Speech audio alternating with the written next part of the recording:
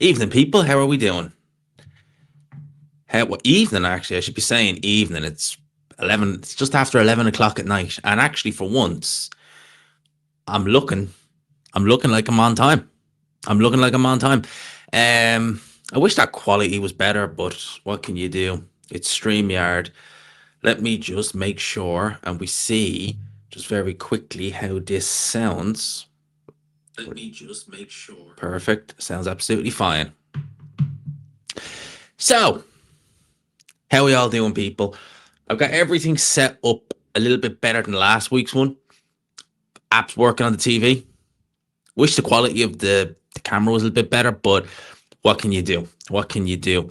And I'm just seeing in the chat, right? Straight off the bat, people asking me about the watch along me and Ade were meant to do. That was the plan.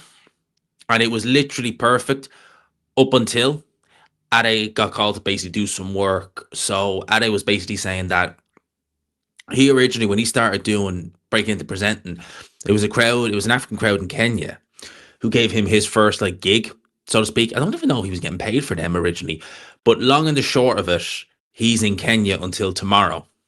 So we wanted to do the watch along. It's not happening, unfortunately. We will get our chance. It will happen eventually. And big up to Adam every single time. I want to give a mention on that. Big up to you, my friend, for the £100. Man, honestly, the amount you do, man, honestly, I wish I could pay you back somehow. I really do. Big up, Liam. This has been a cracking card so far. Even the prelims were great. Yeah, that last fight, that guy Vito, he fought that African guy. That was fun. That was really fun. My only worry, 73 already in the building. So we're doing good so far tonight. 73 already in the building, 77 in the building. Let's get the likes up, people. Let's get the likes up. How are we doing this evening? So we've already got 70 plus in the building. And I got a nice little £100 off Adam. Thank you so much for that, my friend, every single time. I hope you're keeping well. Big up to everyone else. Big up to Eden Eleanor. Hello, hello. That was a good fight. The last one I enjoyed that fight. It was fun. Because I was thinking we were going straight into this. Now, I'm not going to lie, right? I'm not going to lie, right? You know me. I try very much to be as unbiased as I can be. Because I just don't want to be... I hate it when, you can tell there's a bias there, right? Now, I don't think Sam Noakes is going to win this fight, personally. I think Abdullah Mason's going to win it. But I like Sam Noakes, and I low-key would like him to win. I'd be very happy if he won. I don't think he will. I got to be honest. I don't think, you're getting 60 quid. That's the one thing I would say, mate. For those who see, for those who don't know, right, the super chats are lovely, and I greatly appreciate them. But the £100 that Adam gave me, yeah, it'd probably be more than 60. I think roughly you'll get, out of the 60 you gave, you'll probably get about maybe 70-ish. Maybe they take a fair whack. They really do. Which is not, it is what it is, It is what it is. And I know YouTube with the ads, because a few people were saying, the ads nowadays on YouTube, because I don't have YouTube Premium. The ads nowadays are getting out of hand, honestly. And the thing you need to remember about YouTube, if you don't know, right? YouTube on videos that are under 8 minutes, it's just an ad at the start and an ad at the end, right? It's always the way it's been, under 8 minutes. Over 8 minutes, they used to let you place the ads. So you'd always get an ad at the start and the end. And you go into YouTube Studio and say, right, I want to place, saying review of the week is 20 minutes. I'll be maybe I'll place an ad here and I'll place one there, but maybe you'll place maybe 2 or 3, depending on the video, right? And you could pick where they're placed. Now what they've done is you still have that feature, but you may as well not have it, because if you place the ads, they will tell you, okay, you want it there, but we're not going to take it. And you're like, what? You're all right. So then YouTube starts putting the ads in, and they go to town on the ads. They go to town on them. It's crazy. Even if it's not just on my channel, on other channels. I remember it was one of Hatman's night flights. I think it was one of his night flights. I didn't catch it live. So I was working the next day. So I was thinking, okay, cool. I'm sitting here working. I've got something to listen to. I had to download it because the ads were that bad. It was literally every 5 minutes ad. You're like, nah, can't do it. Got to download it. So yeah, YouTube with the ads nowadays, it's tricky. It's tricky. So that's why I think people are looking at ad blocker. Yeah, like you could say in one sense as a creator, it's good because the more ads you get, the more like revenue the video generates. But then again, but as just someone who just wants to watch a video, you're like, God damn. And they're always unskippable as well. Do you notice that they nearly always chuck you to it used to be when the ads really started at the start, like you'd always get a skippable ad. Now it's like a skippable ad is like a rarity. It really is. Even the G Man, what's your prediction? Can Yard go the distance? He needs to be switched on. I think he potentially can, but no, I think Benavidez is going to stop him late. I think he's going to stop him late. The show's production is always really, really good. Ring walk should be at about 1 a.m. ish, thereabouts. Big up to Adam every single time, man. He's a legend, especially during these times. I know, man. It's not easy, man. It's not easy for people, but big up to him every single time. Yeah, YouTube ads, membership. I've thought about it, mate. But I've been even channels which are much bigger than me and Ade have said that they were. Oh, hang on a minute. I swear to God, like this guy. Where is it? For 24 hours. I think that's twice now he's done that in stream. So third time it's just going to be see you later. So for now, we'll give him a day. We'll give him a day and see how it goes. Even have ads on live streams. Yep. I've noticed that. And you know what they do?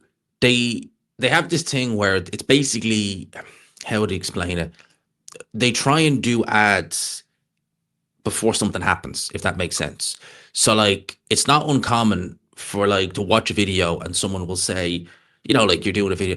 Now, do you know what Anthony Joshua said? Ad, and you're like, for God's sake. And they do it on lives as well. You're just like, please, I just wanna watch the damn video. So yeah, they've been really aggressive with the ads lately. Um, which again, like for me, it's like, okay. I mean, on my vids, the vids that do well, to have loads of ads, it's like, okay, it's nice to see, the video's doing well and, the ad revenue is good. But at the same time, as someone who wants to watch other videos, and even my videos, so Ade would say I'm going out with Ade for like a drink or, something like that. I'd be like, oh, what video did you do today? And I'm like, click on, I'm like, oh, I did this. And it's like ads on my own video. Now, it's always been that way, but you can't even I can't get away with it. Can Sam Noakes chin him? I'm sure he absolutely could. I'm hoping this angle looks good because I have the TV on over there. And last week I just did it on my iPhone and it looked a lot handier because all I had to do was look down at that White Beanie because it is very cold in London. That's White Beanie. It is flipping freezing. And I'm really I could put actually I turned the heating off before I started because it's warm in here. If I want to turn it on, I'd have to literally walk out and do the thing. So I was just like, nah, the hell with that. So first round, Sam Noakes, Abdullah Mason. Now, people, as I've said, I'd like it if Sam Noakes wins. I don't think he will. I think Abdullah Mason has this. Noakes, he's just breezed through domestic level. He's absolutely breezed through it. This is a jump to world level. Now, again, when he's gone up to European level, use German VPN. I never really used the VPNs, to be honest with you, man. It's not really something I ever really do. I use a VPN for work just to sign on when I'm at home, but that's literally about it. It's the only time I ever use one, to be honest with you. Abdullah Mason looks sharp in there straight off the bat. But Sam Noakes, if you ever see Sam Noakes, I mean, how he gets down to that lightweight limit is beyond me because he is massive, and actually he's putting a bit of pressure on Abdullah Mason there. But he is very big for the weight. He's absolutely huge for a lightweight. I'd love to know how he gets down to those weights because whenever you see him at domestic level, he is absolutely. Ooh, Sam Noakes just got backed up a little bit there. Just put that water there. I don't want that falling. Ooh, that was a nice little exchange. Those body shots from Abdullah Mason are good, though. He's sinking them right in on Sam Noakes. For those who don't know, I'm a minute and 30 into round number 1. So if you want to just get it synced, a minute and 25 seconds now. So Sam Noakes, they ain't taking breaks this first round. They're going at it, which is good. That's what you want. You don't want them to have a slow start. And speed of Abdullah Mason, like that's a sharp, fast jab, and he has good hand speed. Sam Noakes' legs a little bit wide there. He wants to be careful because if he gets caught coming in, he's going to be a bit off balance like that. And he could end up appearing more staggered or hurt than he actually is. But has a good tight guard. I'd like to see a little bit more head movement. His head is a little bit too much on center line there. But Abdullah Mason, just looking for those little, lands a good right hand there. But I think Sam Noakes took a little bit of the sting out of it. He's definitely the faster of the two, Abdullah Mason. You can definitely see that straight away. But I think it looks to me has some good shots in there from Noakes as well. Trying to make Abdullah Mason feel a little bit uncomfy in there. Don't know if he's really done it this first round. And he walks into another shot there. Abdullah Mason with a good little shot there. Oh, that was a good uppercut. Noakes felt that. Sunk it right through the guard. There's a good uppercut and a good jab from Abdullah Mason there as well. Jab again. Snapping the head back there of Sam Noakes. It's a good first round. I'd be giving that one to Abdullah Mason, definitely. 100%. And we've got a... What the hell? Oh, my God. Wow. All right. We just put him on timeout for a little bit. I swear to God. Some of these people, I really don't understand it. It's just bizarre. They really are. But, hey, look, to each his own. I guess some people got to try and, I don't know, keep himself entertained somehow.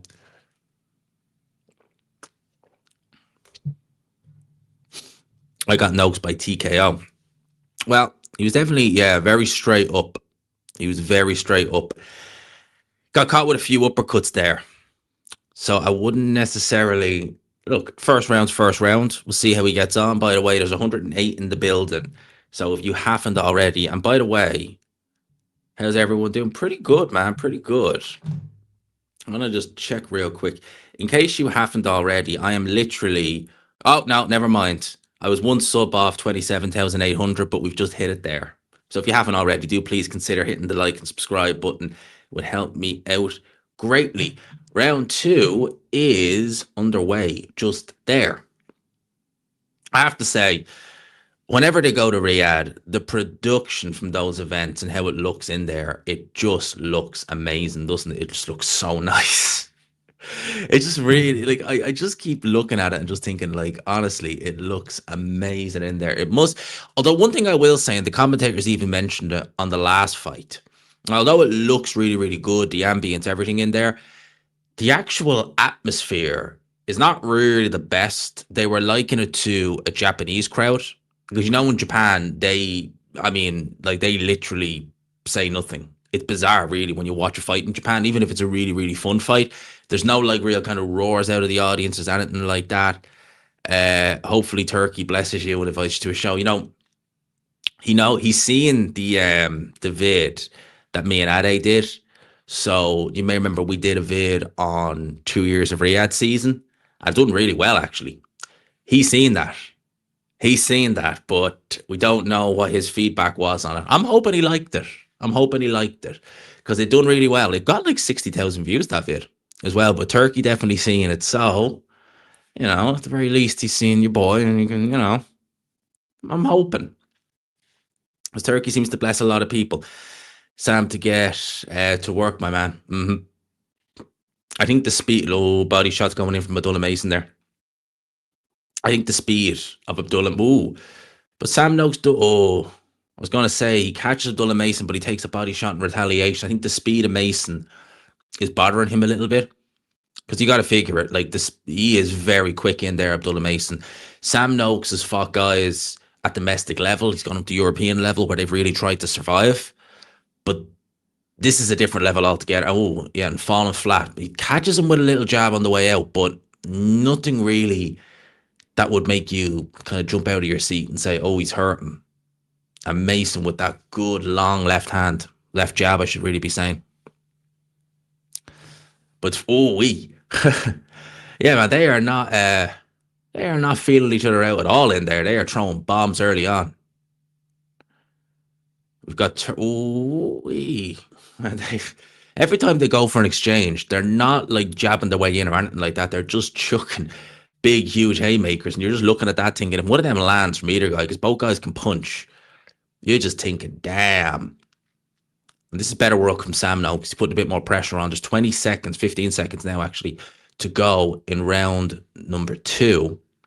That's a good lead left hook by Sam Noakes, and he's backing Abdullah Mays. That's what he needs to do. He's not really going to get into a boxing match with this guy. He's not really going to be able to do anything.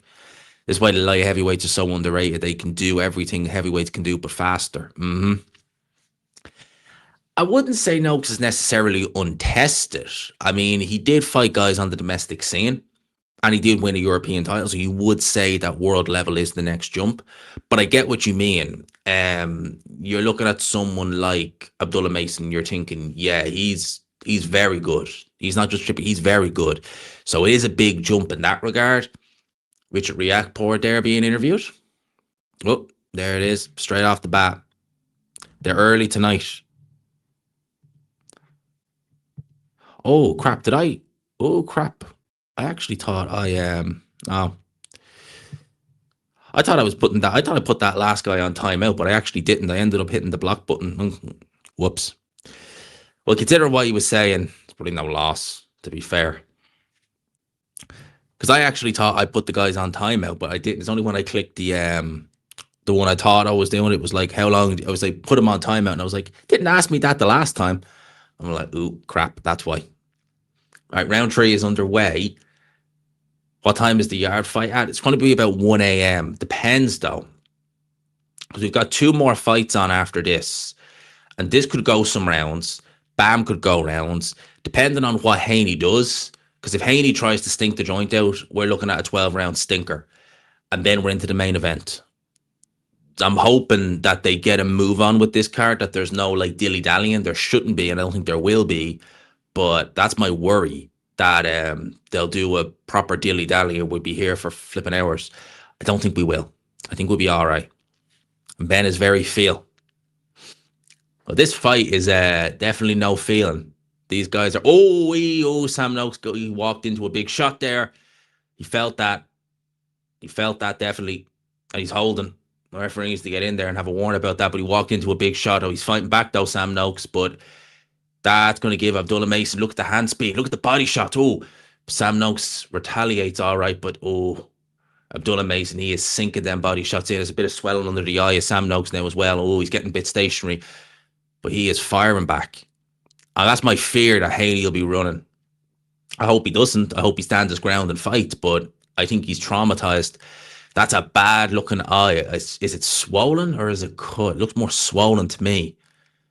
Oh, yeah, Sam, no, it's a good scrap, but yeah, I thought that. Is there not an auto mod? No, I don't think there is. I think other creators as well, that's bad. That is bad. Ooh. That was from a punch as well. Or was it? No, it was from... sorry, I thought it was from a punch. Because he walked into a shot. No, they won't stop the fight. But that is bad. Yeah, that's not good. I'm not liking that cut from Sam Noakes at all. It's where it is. I thought it was a punch, but no, you're right. It's definitely a headbutt. And see, the problem is that is just giving Abdullah Mason a target to hit at. He's winning these rounds. And Sam Noakes really doesn't have much to... He's complaining about the heads there, but the heads nearly came together again. Those body shots, man, they are so... Man, he is sinking down body shots. But some good shots there in retaliation from Sam Noakes, using his free hand, trying to fight out of it. But Abdullah Mason, man, he is looking good in there. He is looking... Man, he's looking sharp and dangerous. Really dangerous in there. 30 seconds to go in round 3. Actually, they couldn't really stop the fight now, because if they stopped it now, wouldn't it just be a no decision or a draw? Because we have to get to 4 complete rounds. So, yeah, if they stopped it then we would be... I don't think anyone would be happy. But after 4 complete rounds, after the next round, it's an official fight, because we have 4 complete rounds. But yeah, Mason is looking in complete control in there. He really is. Sam Noakes hasn't got much to answer with as round 4 comes to an end. Well, that's a very bad cut. Let's see. It's where it is as well. So it's right over the eye. So that's gonna see who was cut last week. Who was cut? It was Jack Cattrall got cut last week, but where it was flowing downwards. The lump on the forehead from the clash as well. Oh, yeah, that looked like it hurt all right. And you see there's a swelling. Yeah, you're right. The swelling over there is immediately coming up. Yeah, Cattrall was cut, but where it was cut from a punch as well. But where the way it was flowing, they were never gonna. There it was. That was the uppercut I told you about. Walked right into it, and he felt that as well.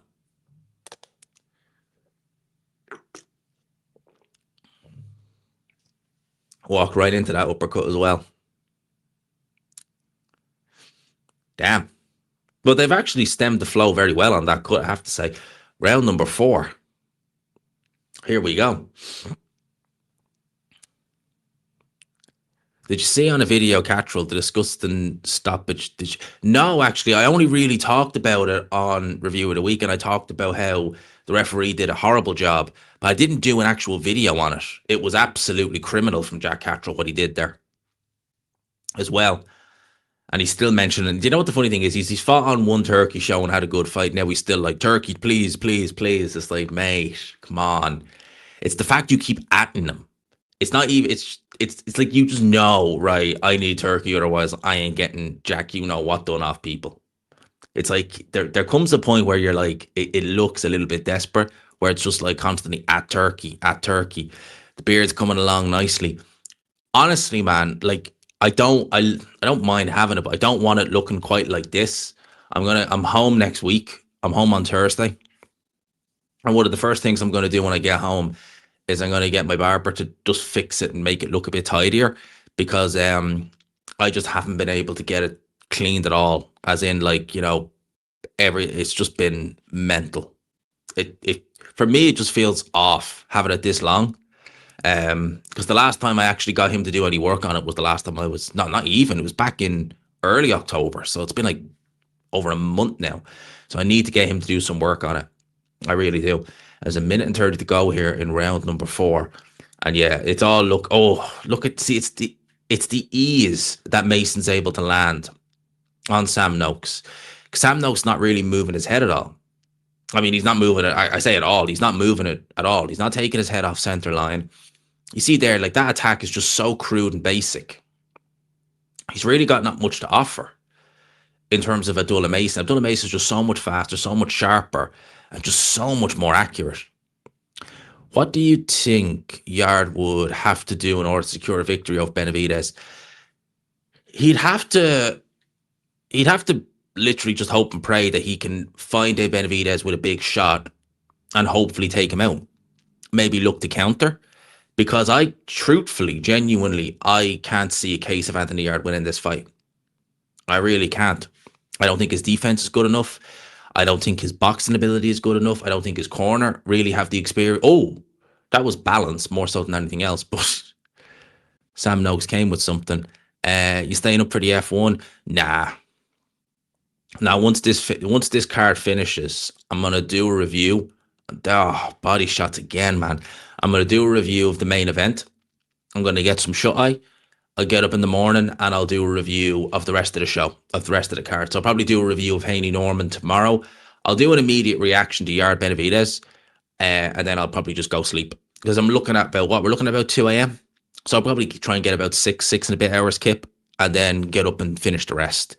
But yeah, no, I'm probably not going to watch the race tomorrow. Well, this morning. Well, it's not actually midnight yet, but I'm not going to watch that race. I'll probably watch it in the morning.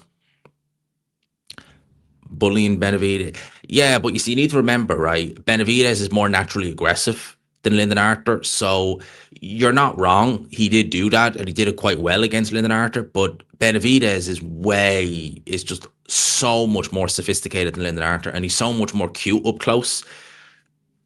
I can't see Yarde having any real luck with that. Uppercut again.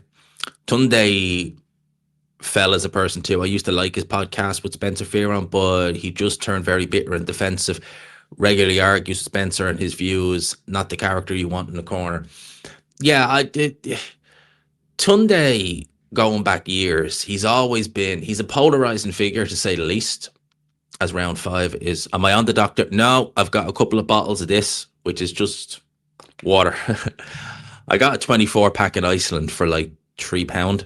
So it's water tonight, and that's about it. That's all we have. It's just bottled water. So no Dr. Pepper. But yeah, Tunde is kind of Tunde is just one of those guys where he clearly likes the self-help stuff. He believes probably what he's saying, wish it, say it, do it, and this, that, and the other. But the reality is, right, he clearly has a chip on his shoulder, right?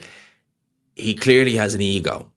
And I think he turns a lot of fighters off him. I don't know why Anthony Yarde is stuck with him so much. It's bizarre to me because I go back to, you see fighters left, right, and center wanting to train with Ben Davison. They want to train with Grant Smith. They want to train with this guy, that guy.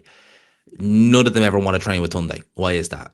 It's probably because he's difficult. He has an ego. He clearly has a bit of ability for training, but he's not like, a Peter Fury. You could listen to Peter Fury talk boxing for hours. You could listen to Shane, even Ben Davison. You could listen to them talk boxing for hours because you can tell they just love it and they know it and they get it. With Tunde, he doesn't really offer anything. It's just all that self-help, Les Brown nonsense, which some of that stuff is good for self-motivation.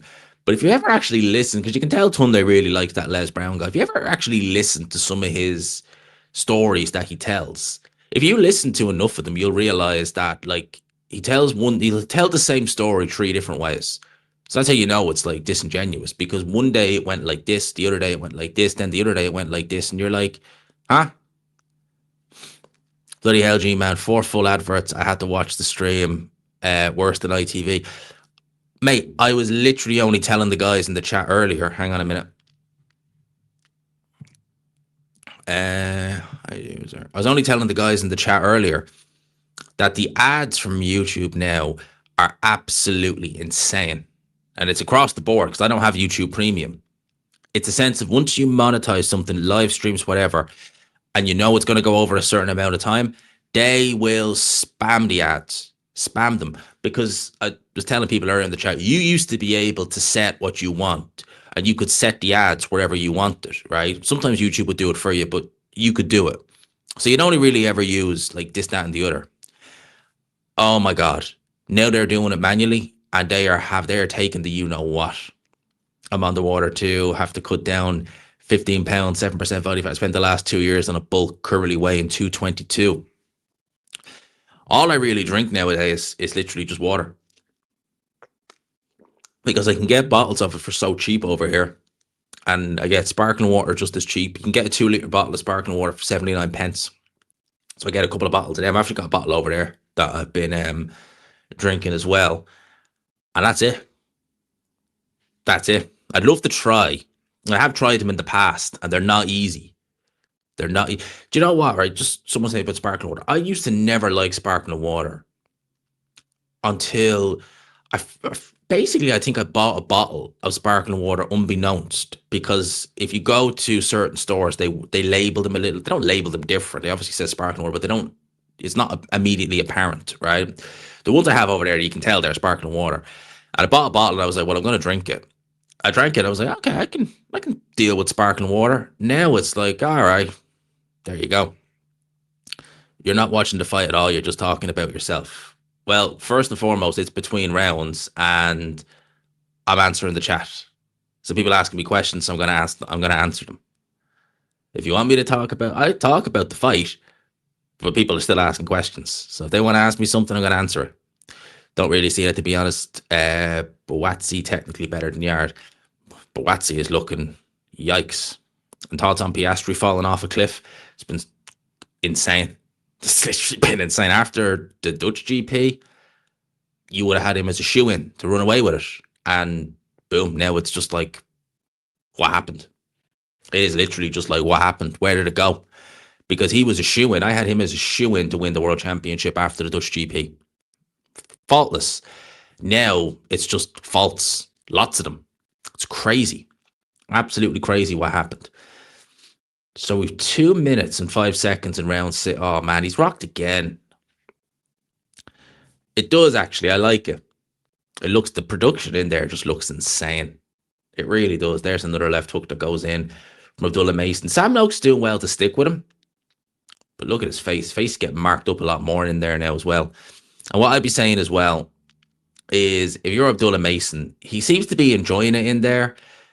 He could probably step on the gas a bit more. He really could. He could probably step on the gas a little bit more than he is, because I think he's got a guy in there who he can just, man, he could. Someone say, is that Fury there in the suit? I haven't seen him. And Fury's not exactly difficult to miss. Where did you see? No, that's Rick Reno. If you're talking about that's Rick Reno. Yeah. No, that's yeah, he's the kind of, what is he like? Is he the head of Ring or something like that? He's a very interesting character. Even the G-Man, been watching your videos since you were the main focal point and the chair was behind you. Now you have a huge mic, has front stage, but you're still producing great content. Love to see Yarde win. Man, I remember they were old. They were the old days. They were the old days. And even then, even when I am home, I have these babies now. So I don't even use the little wired mic anymore. Wouldn't go that far as untouchable. I doubt Partridge in the building. Yeah, he stands out a lot more. And I don't see him because that's Rick Reno. And listen, Tyson Fury is bad, but he's not that bad. That's some good work though from Sam Noakes. Oh, that's a nice uppercut from Sam Noakes. See, a little bit more from him. We would hope anyway. But they're laboured, some of them shots, definitely. I used to work in zoos and listen to your videos. No joke, zebras would listen as well. There you go, huh? There you go. Even the animals don't mind me. That's a good thing. That's a good thing. Get on the new. That's what I was going to say. I was like, I have never, ever. You mean the drink? All right. I was wondering, I was like, that has never happened. How you finding living in London? Yeah, good. I miss home a lot, though. But living here has perks. But I do miss home a bit. I do. Yeah, Sam Noakes actually stood his ground there. Like the fan scorecard was a little bit off because I think the fans were giving him rounds that he definitely didn't win. But who will AJ fight in February? Is he going to fight in February? Because he could fight Jake Paul and then fight the following week. I mean, he literally could fight on the Inoue undercard. It's going to be that easy for him. Yeah, that's better see there, look, that's better from Sam Noakes. But then he takes those left hooks, I swear. Yeah, London is definitely, listen, London is round 7's underway, by the way. London is definitely a stopgap. I'm not going to grow old here. My plan is to not live here for any longer than maybe another year, 18 months. It's fun, don't get me wrong, but it's not a city where you'd want to settle down in, put it like that. It's not a city I definitely want to settle down in. Where I settle down, I don't know. Probably back in Ireland, but you never know, things can change. But we gotta do what you gotta do. Whereas Ade, he is in Kenya. I think he's back tomorrow. Why is Turkey pushing the AJ Fury fight to the end of 26? I suspect he wants both guys to have wins and look devastating in them doing them, so you can sell it that they're not both over the hill. I think that's probably what he's trying to do. But again, he's done that before, and he's done it before Turkey. He's tried to, this guy beats this guy, and then this happens, and then this. It's never worked, or normally it doesn't, because someone always ends up taking an L. AJ Wilder springs to mind. Parker had other ideas. That's better from Sam Noakes. Come on, man. You got to, there you go. Little left hook up close. There you go. You got the free hand, so use it. He is showing a little bit more now, and it is a good fight. It's a good scrap. That's a good body shot from Sam Noakes. But Abdullah Mason just looks in control there. He really does. Even when Sam Noakes has his success, would you have given Noakes a round yet? Maybe. Ade earns his money in Britain, spends it in Kenya. Well, no, he's actually working in Kenya. He's working on a show there. There's a boxing event on there. I don't know. I think he's hosting it. So yeah, he's doing that. The fight is close. I wouldn't see it as close. From what I'm seeing, I've got Abdullah Mason pretty much having a handy time in there. Like, look at that. Like, he just lands that uppercut for fun. You see, that's because, he's really putting them. Oh. That was a good exchange by both guys. Oh, those body shots, man. They are killing me. I can only imagine the damage they must be doing and what they're taking out of Sam Noakes because he is getting battered in there. That was a bit low, that body shot as well. But see what he's doing, right? He's so, when he's coming up with that high guard. You're just asking. You're just asking for an uppercut to land. Oh, mate. Some of the head movement that's not happening from Sam Noakes because he's just walking into uppercut or just walking into straight shots sometimes. He's just standing there with his head up and uppercut again, misses. Nah. Noakes is very tough though. He is very tough. You've not been watching the fight. I've been watching enough of it to know who's winning. And you can tell that Sam Noakes, he ain't winning this fight. Look at that. Nose bashed up. Let's see this again. It's a decent body shot. That was more of a slap shot, though. He didn't land with the full part of the glove, and then he was getting hit. Those body shots look painful, man. That was a decent combo, but yeah, Abdullah Mason taking the sting out of it, though. But once Abdullah Mason gets into his groove, you're just like, damn. Like here, you'll probably see it there, like left hook to the head. Takes a left hook in retaliation, but it doesn't seem to move him. Not sure. Noakes doesn't mind taking one to land one. Thoughts on AJ Cheney? Really? Harry has Noakes ahead? Really? Okay, that's interesting. I wouldn't personally. I like what I'm seeing from Abdullah Mason, but okay. Noakes is a roofer first and a boxer second. Does he work a day job? I didn't think he did. I thought he was I thought if you get the domestic level, you could at the very least could see Sam has one round if generous. Yeah, from what I'm seeing, like I think who was it gave the first 4 rounds? Was it Chris Mannix? Someone to Abdullah Mason? Can't say I agree with a lot of his scorecards, but yeah, I was like, yeah, pretty much could see that. He is still game Sam Noakes in there. That's what I will say. He's not lost any. Okay. It's Mike Coppinger. I thought it was Chris Mannix. So he gave Sam Noakes 2 rounds. Okay. Now that last round, I don't know. Yeah, Sam Noakes landed a few more shots, but he did also take that battering against the ropes. He wants the winner of Haney Norman. Be interesting to see if he can even get down. Wow. The fan scorecard have Sam Noakes ahead. Damn. I don't know if I can agree with that. For me, it just looks he's just taking shot after shot in there. Damn. So the fan score. So Mike Coppinger gives Sam Noakes 2 rounds, which is about right. Fan zone have Noakes winning. Do I know what Hatman looks like? Honestly, no. I've spoken with Hatman, done vids together, but that was oh man, those body shots. Holy crap. At what point did they start to really take effect? But yeah, I can honestly say it's competitive but not close. That's probably the best way. Noakes is landing at will. I wouldn't exactly go that far.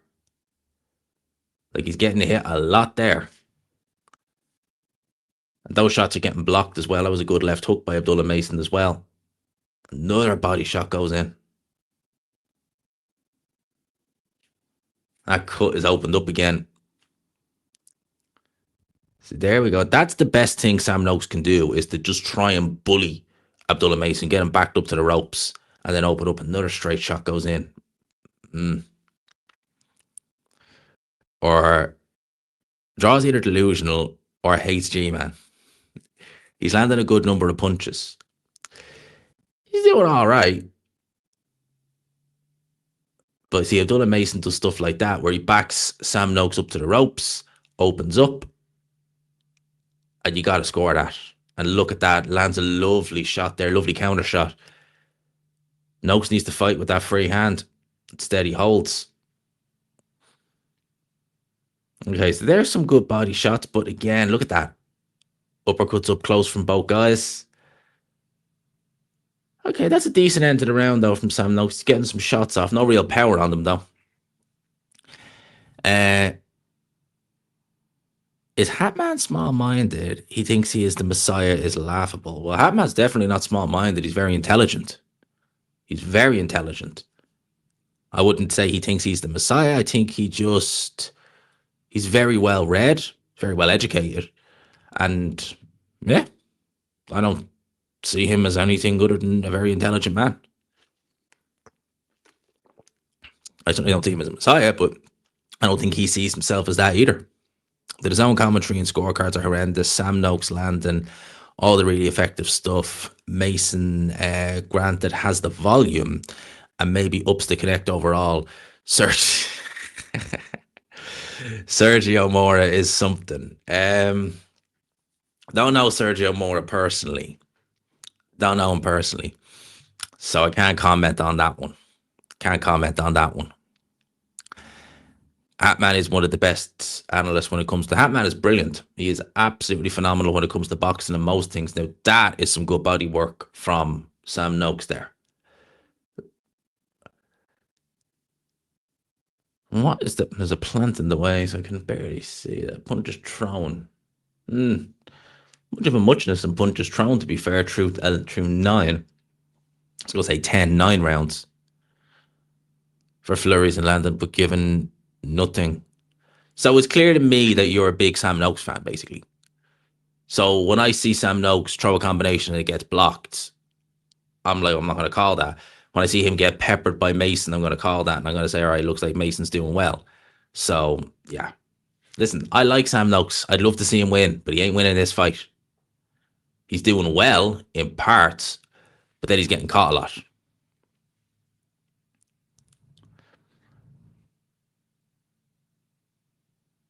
Okay, so that was better from Noakes there. Actually catches Abdullah Mason there. But then you see, that's the problem. See, what he's doing there, he's standing off too much. He needs to. When Abdullah Mason is standing there, he's looking to play a counter-punching game. Lands a body shot there, does Abdullah Mason. He's playing a counter-punching game. When he does that, that was a bit weird. When he does that, you're just playing into his hands. Do you want to do live commentary in the future? I'm not saying it's a one-sided beatdown. I'm saying that from what I'm seeing, Abdullah Mason is landing cleaner, more effective shots. He's doing a lot better than Sam Noakes. And you look at both guys' face, one of them is busted. He's taking big body shots. Not to say Sam Noakes isn't having any success, he is, but he's not having near enough success for me to be giving him rounds or saying that he's competitive in there, but he's not winning this fight. Certainly not for me. From what I'm seeing, it's definitely Abdullah Mason, although that's a good jab from Sam Noakes there. That's one thing I will say. Abdullah Mason is switching off a little bit because there's times in there where he gets hit with silly shots that he should really be seeing coming. And he's not throwing the uppercut, which was a really successful shot earlier on in the fight that he was landing almost at will when he was letting it go. Because he's neglected to throw that now. It's busted from a head clash. So his nose bleeding as well isn't from a head clash. His nose is bleeding from a punch. And the swelling around the rest of his face, all the punches he's been taking as well.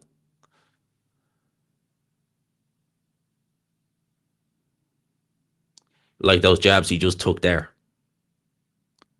And that combination. Well, that was a good little left hook, though.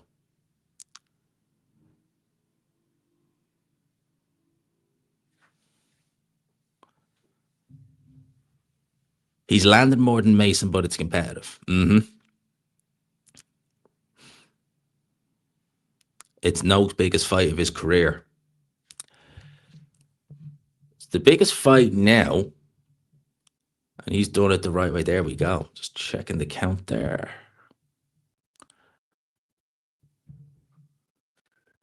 Who the hell is that? Is that Hamza Shiraz? I thought, all right, with the hat on, I didn't recognize him. Do you think Matias will get banned? Likely. I mean, he has to obviously do the B sample thing, but yeah, I'd say it's likely he gets banned. And the way he fights like someone who's on the juice. He really does. He fights like someone who is definitely on the juice. So I'd say if he doesn't, although saying the WBC are strange because they've given fighters a pass plenty of times. They gave Conor Bennett, they gave Canelo it. They're pretty sure they've done it with others as well. And then with some, they've just thrown the book at them. Well, Mr. Luca, I tend to agree, but we can't go and speculate on that, unfortunately. But yeah, that does make you ask the question. It does make you ask the question about that because we know what happened in that fight, and yeah, we've heard of other fighters like Povetkin, where long and the short of it, it was emerged that throughout the course of his career, well, more likely post Klitschko from 2014 post Klitschko, basically, that he was basically on it every fight, even in the losses. So it just takes that whole thing and just gone. So yeah, if that's the case with someone like a Subriel Matias, the fact that that happened, I mean, you and I could have a very in-depth discussion on Peds proper hit the nail on the head a couple of years ago. I mean, there's also people who make the argument, and again, I'm not saying I necessarily concur with this, that you should legalize it, because if they're doing it anyway, and there's ways you can circumvent it, then why not just make it a free-for-all? Because that way, it kind of, well, it doesn't really even the playing field up because the richer fighters will have access to better ones, but you get what I mean. Because the way it's been with some, it's just like, well, they're going to cheat no matter what. And the fighters who fail multiple tests, it's just like, well, they're not being deterred. And when you have people like Ryan Garcia, who, yeah, admit effed up, and they literally get a year ban, and then the fighter who they beat, he's coming out looking like the bad guy, and he's out of the ring for a year as well. It's just like, come on, man.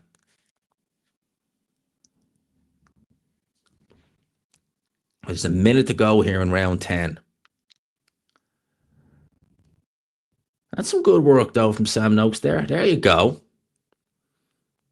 There you go. Synced in that body shot. He actually did a better job. He's doing a better job of blocking the body shots back from Abdullah Mason because there was time. Oh, wee. That was a nice straight shot. Oh, he hurt him. He's hurt. Oh, yeah. I thought that all right. Sam Noakes backed up to the ropes there. He felt the weight of that body shot. He was hit by a left hand. And it was weird. He didn't his legs didn't really go, but it just looked by his body language that he was hurt, but he recovered well from that. Oh, but he takes another one and an uppercut. Fighting well off the ropes, but yeah, he's definitely hurt by that body shot. I don't know. Tremendous fitness, just the will to win, the will to keep going. But yeah, that was a torturous end of the round. That was a torture. As soon as he got hit with that left hand, it was like, all right, he definitely was like, ooh, something. You could tell that he felt it, even though his legs didn't noticeably go. You could tell he felt that. Let's have a look at it. So he stand there, boom. Yeah, he is made of some serious stuff. But yeah, he was hurt. He was definitely hurt by that. Fights are on the zone. I've got the thing pinned up there. You feel like Mason's holding back? I thought at times he could go through the gears a little bit more. But I felt right there he wasn't holding back. He was trying to actually end the fight. Like, look at that. Boom. Yeah. See the way you could tell his legs didn't noticeably go like jelly or anything like that. But you could tell as soon as that landed, you were like, ooh, he's hurt. That hurt him. He felt that. And fair play for standing up to all that. Oh, no. There we go. I thought the zone was letting me down there for a sec because I got a buffering signal there, but it's all good. Round 11. I believe this one is. Yep. Fairness to Sam Noakes, taking that beating at the end of that round, comes straight out in round 11 on the front foot. I think Mason is winning. Yeah, for me, Abdullah Mason is winning this. You know, it's it's competitive, but for me, like, it's fairly clear that Abdullah Mason is winning this fight. It's hurt Sam Noakes a few times in there. Sergio Mora or Mike Coppinger given Sam Noakes only 2 rounds. Be interesting to see what the fan scorecard is, because I think they actually had Noakes winning this fight the last time we checked it. So see what that scorecard says. But yeah, he's given Abdullah Mason the last 3 rounds. Can't really necessarily disagree with him that much. But what did the fan scorecard say going into the last 2? Because they had Mason winning, or they had Sam Noakes winning. Yeah, so now they have Abdullah Mason in the lead. No arguments about the 10th round. You can't give that any other way. But with the way Sam Noakes has come out in this round, yeah, look, he's not really, like, he's landing a few shots here and there, but it's nothing major. He's not rocked Abdullah Mason, although he did get a good left hook there. The end of that last round to come out like this, it's pretty impressive. He's obviously got tremendous fitness there, because he looked spent at the end of that 11th round, or the end of that 10th round. Looked absolutely done. And taking just those little shots like that, where you're not moving your head, you're just taking those jabs. It just doesn't look good. But that was a good right hand. That was a good right hand. Got through with a right hand at Abdullah Mason there. Frank Warren clapping at ringside. And some body shots go in again there. That's what he needs to do. Back him up like he did there. You do run the risk of that happening where he fights his way out. But this is good stuff here in the 11th round from Sam Noakes. It's better. Abdullah Mason, did he put too much into that last round? Because he was trying to get him out of there. He was trying to get him out of there, you could tell. He obviously hurt him. And he's really slowed his pace down in this round. And Sam Noakes is definitely doing a lot better. He's winning this round, definitely. You can't really argue with that. He's winning this round. Some punches aren't even as powerful at this stage. For both guys, you would imagine so. Falling short with the jab there as Mason walked into a nice left hook to the body by Sam Noakes. Noakes really making an effort to target that body. Eddie Hearn and Frank Warren. Imagine Eddie Hearn clapping a Frank Warren fighter on. Oh, that was a nice combination by both guys there. That uppercut again. Better defense by Sam Noakes. He's definitely won this 11th round for me. That's a good body shot, but doesn't look like he's got much power on that shot, though, at this stage.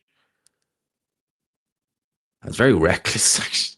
It's actually insane by Abdullah Mason to be just standing there and letting Sam Noakes tee off on you like that. I hate the lower divisions, 168 and above. I like stoppages. Yeah, I don't mind the lower divisions that much, but I tend to agree with you. Although I would say 160 to above. That's when, 160 guys can crack too. So 160 and above, they'd be more my favorite divisions. Because, yeah, they're genuinely not as skilled, even though there is tremendous skills. But yeah, you get a lot more knockouts. That's why we love the heavyweight so much. Yeah, that was a Noakes round. Definitely. Abdullah Mason didn't do much. That's the first clean, decisive round you've given to Sam Noakes. Bam versus Puma should change your mind. That should be a good fight. That should be a good fight. Yeah. In terms of, I expect Bam Rodriguez to get the win. That'll be a good fight. I always like watching Bam Rodriguez. And he is one of the few fighters in those lower weights who can actually crack him. There are more anomalies of those fighters who can really punch in those lighter weights. Inoue, Bam, Chocolatito could punch a bit. And round 12 is underway, by the way. Frank Warren is absolutely screaming there ringside. Because obviously, both guys getting into an exchange already again. That's one thing about this fight. There's been that was a good combination by Abdullah Mason there. That's the one thing about this fight. There's been so much. There's not really been boxing per se. It's been just both guys looking to exchange, looking to counter, and looking to get some big shots off. It has been a fun fight to watch. It's been a good start to this card. Mike Coppinger gave the last round to Sam Noakes. Don't think anyone's going to disagree with him on that one. That was definitely a Sam Noakes round. It's one of the clearest rounds he won in this fight. Abdullah Mason with the jab, but Sam Noakes again, he blocked that body shot. And the fan scorecard, the fans have it by 1. So the fan scorecard, If Sam Noakes was to drop Abdullah Mason, he'd win the fight. If he wins this round, it's a draw on the fat. I think he was. I think he got stunned a little. No, fighting straight back. Turkey standing up and having a look at this as well. Felt that Noakes' legs just buckled a little bit there. Oh, that was a good body shot, but Sam Noakes fighting straight back.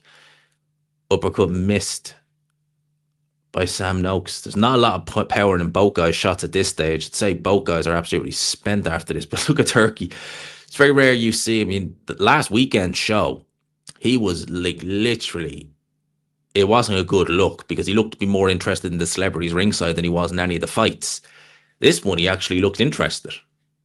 That guy rubbing his hands like that at ringside, thinking, yeah, what's going on here? So 55 seconds. Oh, that was a good combo. That was decent there by Sam Noakes.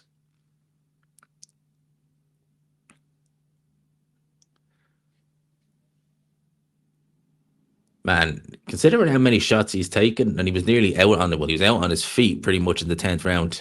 Big up to Niall O'Connor. Wizzle. Gee, Wizzle. How are you keeping, my man? How are you keeping? Hope you're all good. I would have Abdullah Mason winning this fight. You could really only give Sam Noakes. You give him the last round and maybe give him a handful of the others. But for me, I've just been liking what I've been seeing from Abdullah Mason. Has your job ruined boxing a bit for you? Not being able to. I was wondering what you were saying there, actually. Has your job ruined boxing a bit for you? Not being able to just sit back and watch a title fight without analysing it? Just going to let this fight end because this fight is going to end. There we go. That was a good fight. In response to your question there, no, it hasn't like ruined boxing. Busy living. I think it's closer than other guys have it as well. Really? So how did you have it at the end, man? But I'm good. You're good. I'm good. Glad you're keeping well, man. I'm glad you're keeping well, and all's good with you. In terms of the whole boxing, has it ruined it? No. Well, it's definitely. I definitely. It's weird. Like as you say, I haven't. Big fights are one of them. Like, see a card like this. Maybe not this one because it's on late. But like you say, like Usyk Dubois. There was a time when a fight like that, I'd either watch it with my friend or we'd watch it with a group of the guys or we'd go to the pub or something like that. We do something for it. Whereas now, obviously, as you say, you're doing a watch along, you're getting ready to do a post fight, you're trying to dissect it, you're doing previews of it. So it is different. I do enjoy it.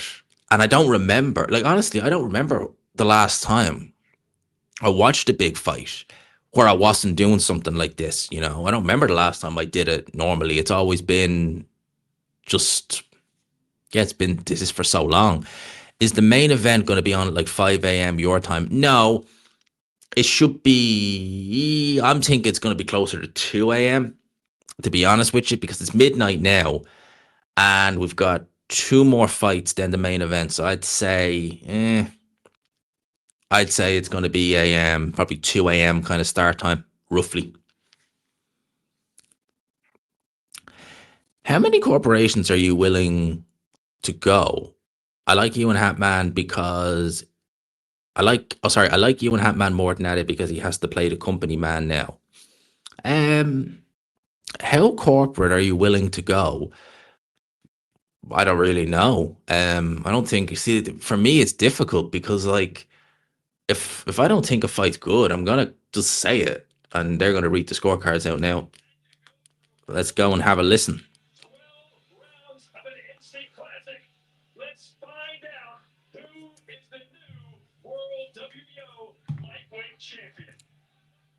Let's have a listen.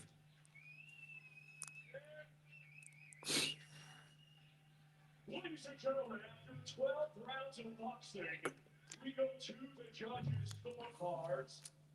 Judge Benoit Roussel scores it 117 to 111. And both judges, Dan Rex, Tapkeson, and Leszek John Polbiak are in agreement. They both scored the same 115 to 113. Reasonably close. Unanimous decision. Still undefeated. And now the WBO lightweight champion of world. Abdullah. 117, 111. I mean, yeah. I mean, that kind of would be similar to what Coppinger had, because he gave Sam Noakes 2 rounds early on, and then he gave, obviously, he could not give him the 11th round. So it's kind of in line with that. Good stream. Big up to Frag 1992. Good stream. That was a good scrap. Do you work a normal job alongside your YouTube, etc.? If so, what is it? Or is it just media and YouTube? I wish it was the latter. I really do, man. I wish it was the latter. Now, in the evenings and on watch-alongs, this setup I'm sat at here is for media and boxing and YouTube. But during the week, it's for a day job, unfortunately. But look, it won't always be that way. Oh yeah, Abdullah Mason is both guys are quite young. I don't think Sam Noakes is that old. I think he's maybe mid-20s. So yeah, but Abdullah Mason's only about 21. He's very young. Very young. A good level. Very good level. But yeah, he's only about 21. Ade is very good at what he does. I guess you have to be a company man to get into the industry. Again, I don't think Ade is really a company man, to be honest with you. I mean, he gives his opinion, and I know why sometimes he doesn't say certain things, because he's got in obviously hot water a few times. So I get it, and I get that it does kind of restrict you. But I like the fact that, and I respect the fact that if he knows it's going to get him in trouble or something like that, he doesn't try and gaslight you by saying, "Oh, I like this," when he really doesn't. He'll just kind of remain kind of neutral on it, which sometimes that's the best way to be. That really is. I like G-Man more than Ade, but Ade isn't a full company man. If you watch him, you know he says his opinions too, not as honest though. Well, I'm in a very privileged position. I can just say, I think this is not this fight, obviously, it wasn't. But like I could say, I think that fight is crap. Or I think, this card is not that good. And I'm in a lucky position that I can say that, and I don't have to worry about anything. All right, I know Ade, and I can just say it out like that. Like, it's crap, right? I know Ade, he can't do that. He can say that he can word it differently, but he can't be as blunt and just say, "Oh yeah, this card coming for the weekend. Yeah, it's not that good, is it? It's crap, isn't it?" Yeah, he can't do that. So it's the way it is. He can't do that, unfortunately. And by the way, it's 208 in the building. If you haven't already, if you could, just consider hitting the like and hitting the subscribe button. I would greatly appreciate it. If you could. I've only got 59 likes. Like, what the hell? I got 59 likes. 200 people in the building. 200 people in the building, only 59 likes. Come on, you got to help your boy out. You got to help your boy out there. You definitely got to do that. But yeah, I think that's one thing. That's one of the benefits of Hatman, is that one, he doesn't go on camera, so you can't really put a face to it. And second, he isn't associated with anyone. Like, I mean, his channel is just his, so he can say what it, like, he can get away with calling Tyson Fury Luke Partridge every video. Could you imagine? Like, Ade could never do that. You'd never get away with doing that. If you did, because you're going to interview the guy. Ade isn't a company man. A company man is someone that lies through their teeth no matter what. Will not say a bad thing. Yeah, exactly. Like, I mean, I like Johnny Nelson, but back when he was like in the Sky days and stuff like that, saying that James Tennyson would knock out Tank Davis, saying that Alexander Usyk is an average southpaw and Tony Bellew was technically better, you're just like, come on, man, really? You're just like, what? You're like, that's taking the you know what? That is just someone who you're just like, come on, man, really? That's, yo, that's just, no, that's not good. That's just like, damn. And the irony is, I think that James Tennyson guy got knocked out in a round the very next fight. When are you getting a sponsor for the channel? I don't try hard enough. I don't try really at all. So for me, it's kind of like, I need to. Not that I need to because I need the money. I don't. But like, obviously, it would look a lot more professional and stuff like that. Ariel tried to call AJ Femi, wouldn't dare call Fury Partridge. Well, the Femi thing is like no one's ever addressed Anthony Joshua. Like, obviously Fury has, but like, there's no, like, you could never turn around and be like, oh yeah, well, his name is Femi, because there's never, even in the amateurs, it wasn't that. With Fury, different story. Look, I've been watching Ade while he was doing box talk with his friend Ryan. I also watched a lot of Hatman, and he put me on to G-Man, formerly known as G-Man. But yes, big up to Hatman every time. A company man is someone who doesn't speak their mind or toes the line. Ade does this 100%, not hating, but it's facts. You don't get on the zone or talk sport if you speak your mind. Well, again, I tend to disagree with that, because Ade got onto Talksport. So Ade, his journey to Talksport was actually from him doing the football on Sky, and that brought him onto Talksport. And then and he was on Talksport. He was on the main Talksport, and I know it was Anthony Joshua who, believe it or not, it was Anthony Joshua who actually recommended from Ade's YouTube. So he watched a couple of Ade's videos and he got on the zone that way. So it wasn't from, and you got to bear in mind, that was back when Ade wasn't affiliated with the zone or anything like that. So he could speak his mind completely. And I think he even said, I remember him telling me that one of the things they pulled him up on, not pulled him up on really, but one of the kind of things they said was when they were watching his videos way back, they were like, you swear a lot. And that was kind of the only real thing they pulled him up on. It wasn't really anything else. Ariel is literally Ellie Setback. I don't get the Luke Partridge reference. Who is he? So the Luke Partridge reference goes to Tyson Fury. It's believed, again, I don't know this, but it's believed that his first name is Luke Fury, Luke Tyson Fury, not Tyson Luke Fury, Luke Tyson Fury.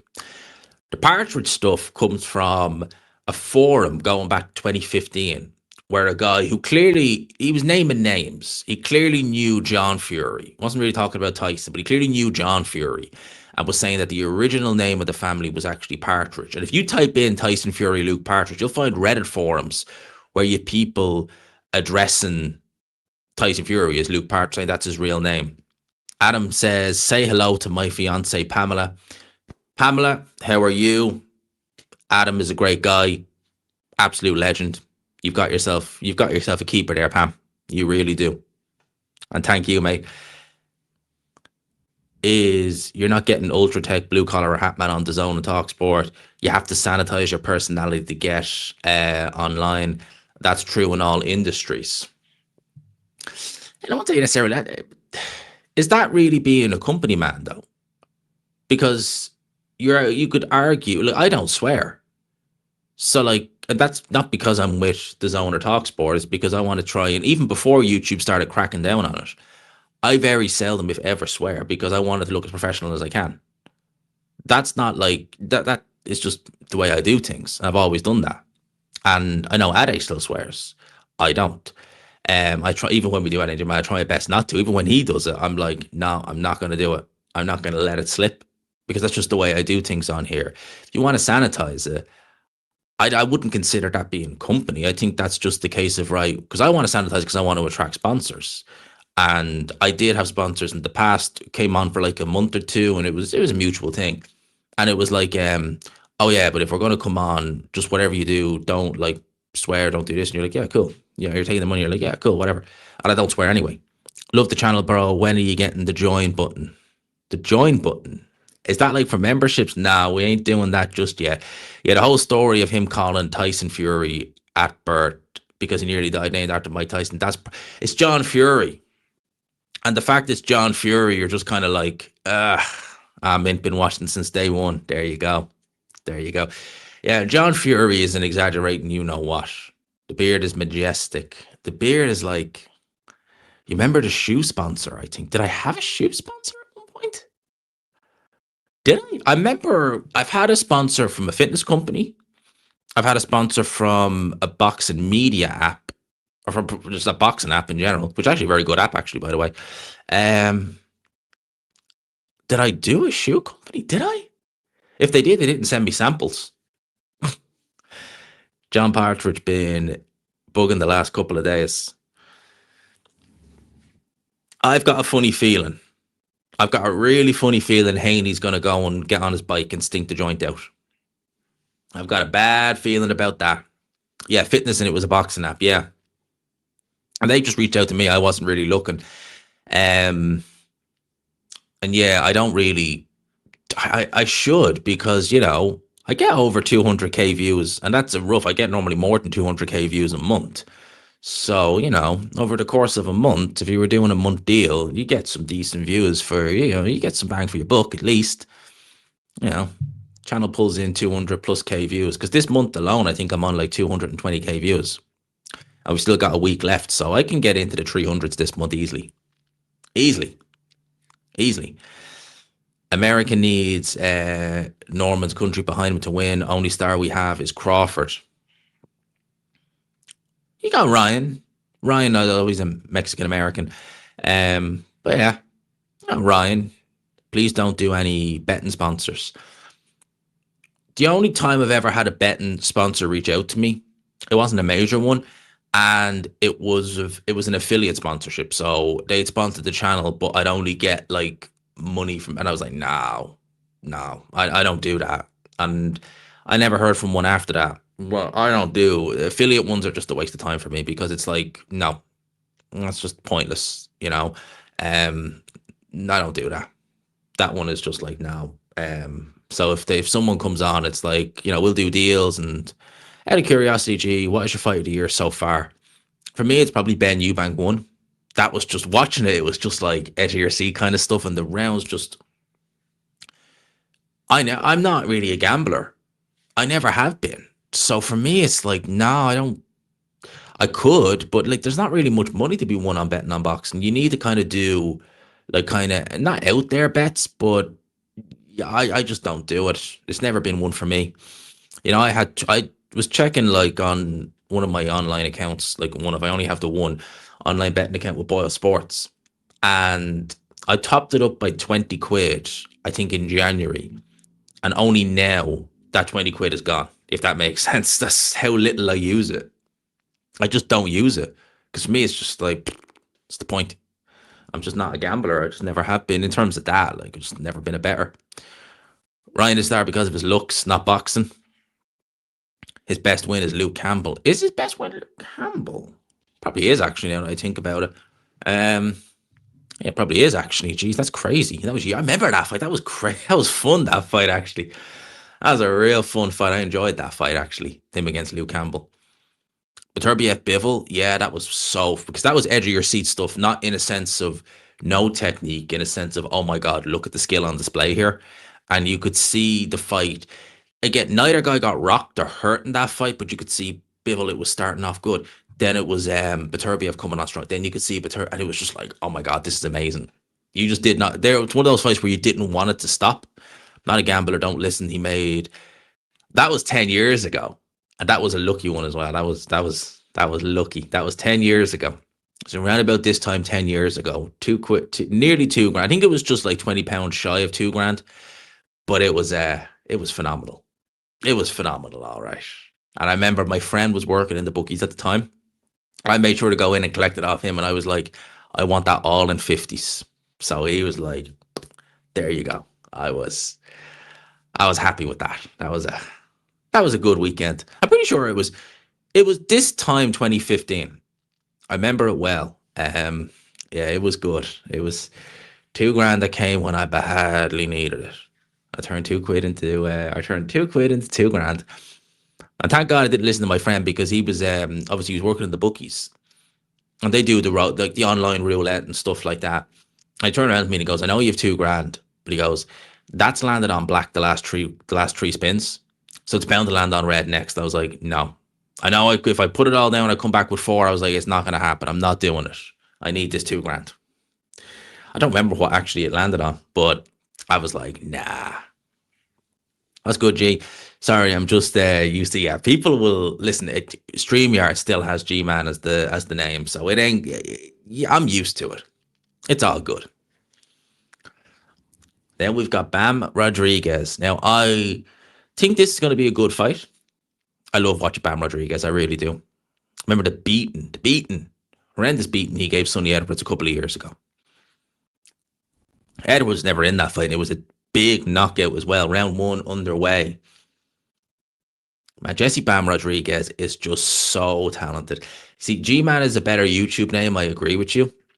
But if you want to get professional, You gotta, you know, you gotta do what you gotta do. Actually, that would explain. I was wondering why Eddie Hearn was there. Of course, Bam Rodriguez is a matchroom fighter.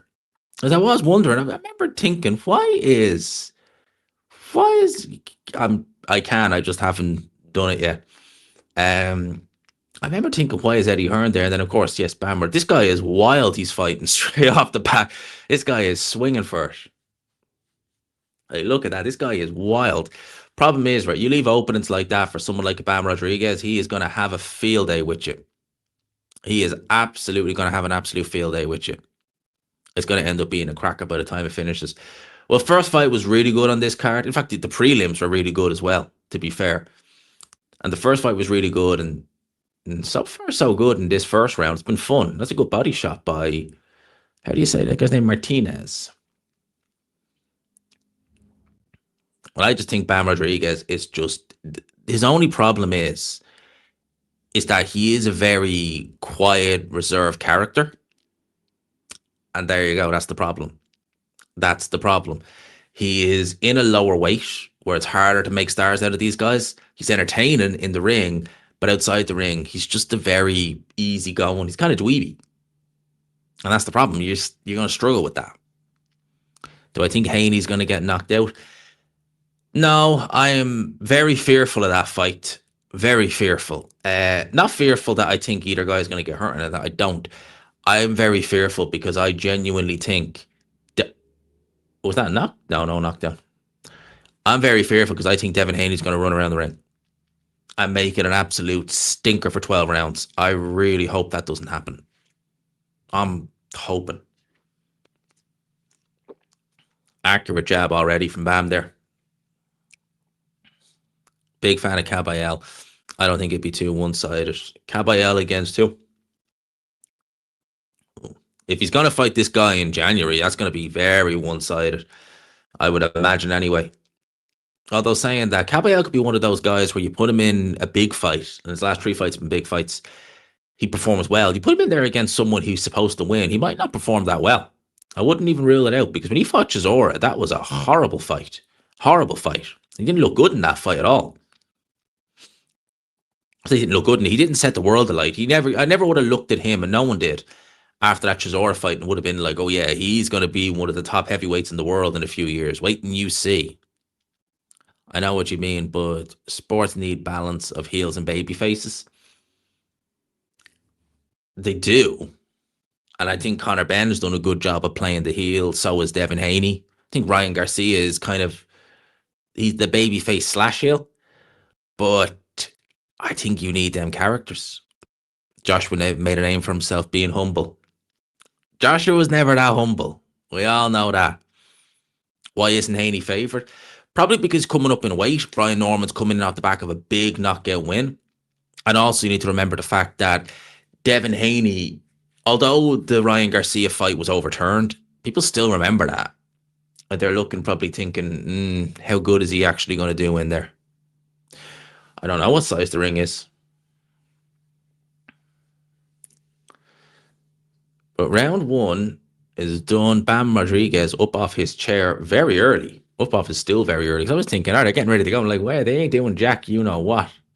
All right, round 2 is underway.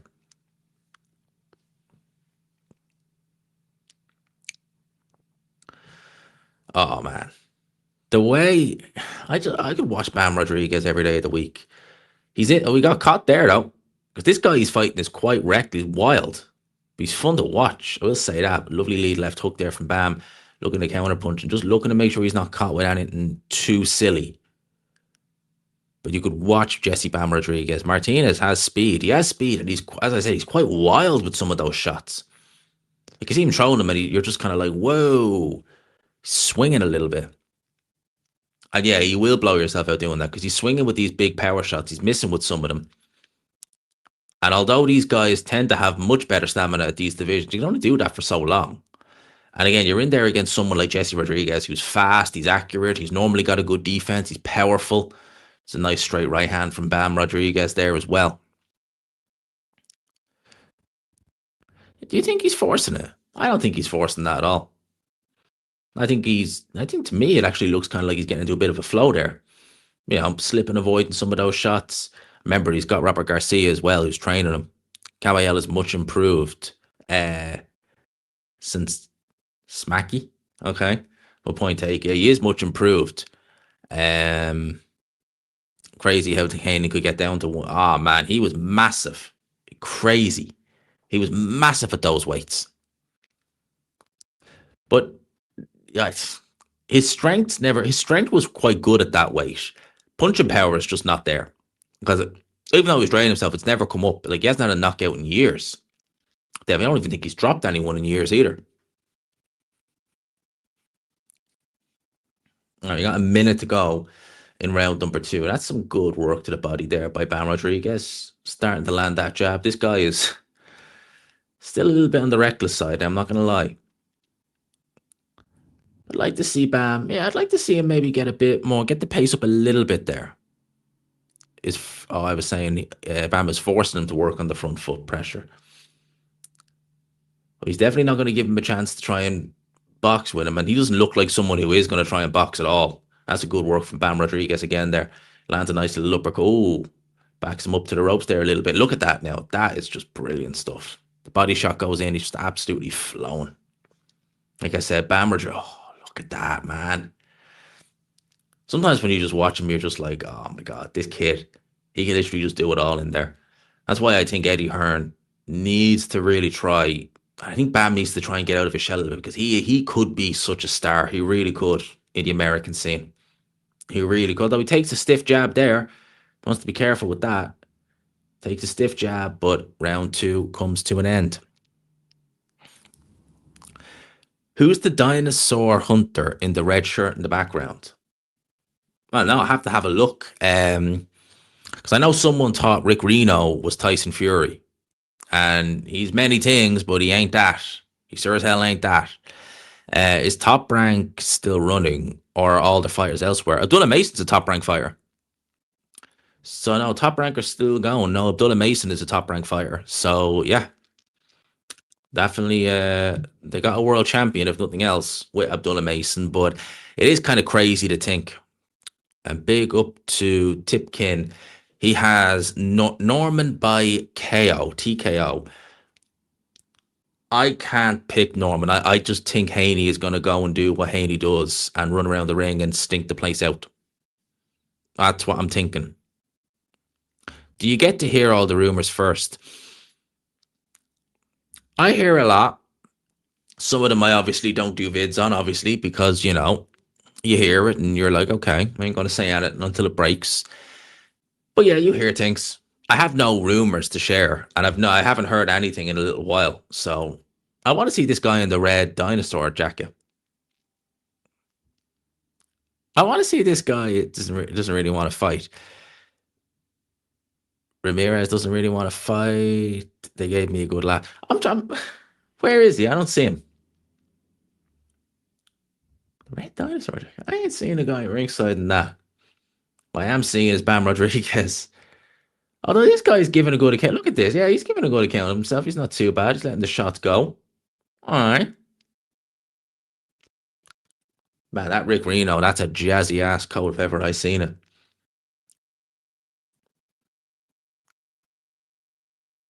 So this guy is definitely game. Oh, that was a nice uppercut from Bam. That was a really nice uppercut from Bam. Although it takes one in retaliation there as well. But this guy is crude. He's wild. And look at that combination. Bam Rodriguez letting the big shots go. And letting those uppercuts go. And look at that. Staying in range and still not getting hit. Letting those, oh man, slip to the side. Looks so good in there. Do I like jacket potatoes? I don't think I've ever really tried one, to be honest with you. Oh, don't do that. Guy dabbing at his nose there in the middle of the ring. And that's good combinations again. 1:15 to go here in round number 3. And again, I think Bam Rodriguez doing very well, landing his shots. Guy is limited, it's fair to say. The guy he's fighting anyway. Although that's the thing about Bam Rodriguez. He does do that at times. He has a few defensive laps where he's doing so well, and then boom, he's getting hit. Was allegedly beaten, that Benavidez allegedly beat up Bivol in sparring. That'd be interesting. I wouldn't rule it out. I mean, Benavidez is very, very good. I had no problem with the Mason decision, to be honest with you. I felt that Donna Mason was due. You've never tried a jacket potato? No, never. I can't think of a time when I have. I know there's caps around that do them. Callum Johnson dropped them. Now, Callum Johnson dropped Beterbiev. Don't think Bivol's ever been dropped in his pro career. Maybe he has. I'm not sure, but I don't think he has. Oh, he looked. Whoa, that body shot. He felt that. He definitely felt that. Now, if I was Bam there, straight back down to the body, because see, he's bringing the hands down now a little bit as well. Oh, that's a nice little uppercut up close as well. That's a lovely little combination to end that round. Yeah, no, Callum Johnson dropped Beterbiev. As far as I'm aware, Bivol has never been dropped, as far as I'm aware. Unless there's one of his earlier fights where he has been. As far as I'm aware, no, Bivol's been solid. And obviously, Brian Norman Jr., Devin Haney is next. So the sooner we get this fight in and out of the way, then it's on to co-main and then the main. And I'm hoping that there's no dilly-dallying, it's just on it, straight to it. Bivol dropped Benavidez and sparring with a jab, talked about it on Joe Rogan podcast, guest on the gym, watched it. Okay. Yes, I remember that Joe Smith did rock Dimitri Bivol. I remember that. It was probably the only bit of success he had in the whole fight. Got completely outboxed by Dimitri Bivol in that fight. Bivol hasn't been down as a pro. Now, the closest was that Joe Smith fight. I remember that. And Joe Smith could always punch, but I remember that. Yeah, he definitely rocked him. Brian Norman Jr., Devin Haney. That's why I'm kind of low-key really hoping that Bam just ends this fight early. He was definitely rocked by Joe Smith. I don't think there's been other occasions where he has been.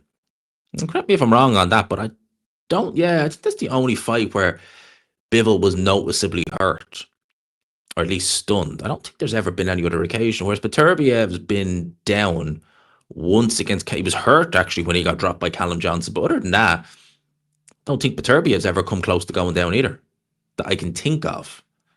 And he's been in there with guys who have decent power. Marcus Brown, fast, can punch a little bit.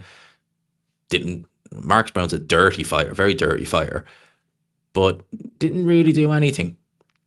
Never seemed bothered in that fight anyway. See how you said you want to get this fight out of the way? Well, not that I want to get out of the way because I don't like either guy. I just want this show to get on the road really bad. I really want to get to the main event. That's what I really want. And we're 1 minute and 55 to go in this round. And Bam is actually taking some punches in this round. He's actually taking a few shots in this round. The guy's just dabbing at his nose there a little bit. But, that's a nice little combination. Nice body shot from Bam. And Bam normally ends these fights early. So that's why I'm looking and thinking, come on, man. If you can get this fight done, we can get on to the Haney. And I'm worried about that Haney fight badly because I just hope he doesn't stink the joint out. I really hope he doesn't do that because I don't want 12 rounds of just running and no punches and sitting there like, what the hell? In the fight, did hurt him in the fight. Round 5 was controlling the fight. Seemed to stun Beterbiev, but got greedy with 5 punch combinations. I don't remember that, man. Maybe I'm forgetting things. I don't remember that. This guy is wild. He's taking shots from Bam, and he's just moving on. Suddenly, I think Beterbiev beats... No, I wouldn't necessarily... and Beterbiev was in with Callum Smith, Anthony Yarde. So he's been in there with decent punchers. I forgot about those two guys, actually. I only think about it there. Yeah, and... is he... This guy is looking weird in there. Part of me was thinking, is he actually hurt there? Is he going down? He's not. Bam is putting mustard on some of those shots as well. Look at that. That was a nice little combination by Bam. Yeah, man, he is taking right hands after show, man. He is taking some shots in there. Look at that. You see, this guy is swinging. Has slowed down, to be honest. I wouldn't rule out Benavidez. Yeah, he definitely has. You saw that in the Bivol rematch. Although he's still elite, he did tire a bit in that fight. You saw that. He slowed down a bit as the fight went on. and you were just like, oh yeah, that's it, because he wasn't doing that first time around. 5 years ago, no, just 5 years ago, I will be making Beterbiev. And 5 years ago, Beterbiev beats pretty much every. He beats Bivol, even though it's always going to be a competitive fight, but he beats Benavidez for me. Yeah, Beterbiev was, in hindsight, him against Kovalev. Yikes! That would have been a Beterbiev. That would have been a rout. I think Beterbiev would have made Kovalev quit because Kovalev wouldn't have been able to bully him. He would have, yeah, he would have been. Yikes! Why do UK fighters move their head, or why don't? That's a good question because Sam Noakes didn't really move his head much in his fight. I suspect it's the way they're just brought through as amateurs. They're just told to, because like Joe Gallagher was very much, and he still is kind of very much big into tuck up, just take the shots on the gloves. Moving your head's not illegal. It's a great way to offset your opponent. They can offset so much. Can even offset the jab. Yeah, I don't think Ward Bivol would have been interesting. It would have been very interesting. It would have been a proper chess match. I'd say Bivol probably would have just edged Andre Ward.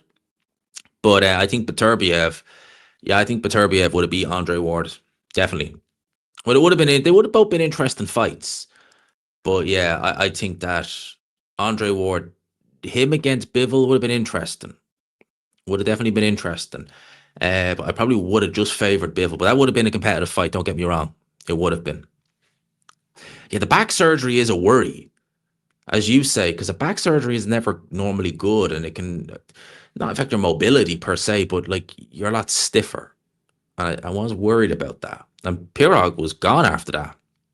He never came back after that back surgery. All right, 1:50 to go here in round 5. And man, Bam is, as you said there, Bam's accuracy is just crazy. This guy just doesn't miss. That I don't get why he carries on either, because he's got really nothing to prove. I could get the undisputed. I got that, and I was kind of like, okay, I can get wanting to win undisputed, but like, what now? I mean, you've done it all. You're going on 41 now, for God's sake. You got nothing left to prove. You've gone and done it all.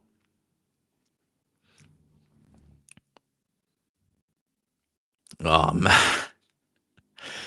Man, Bam just makes it look so effortless. Like landing on a fighter, especially these lower weights, is not the easiest, and he just makes it just look seamless in there. Yeah, Dmitry Pirog was a good fighter. He was a very good fighter.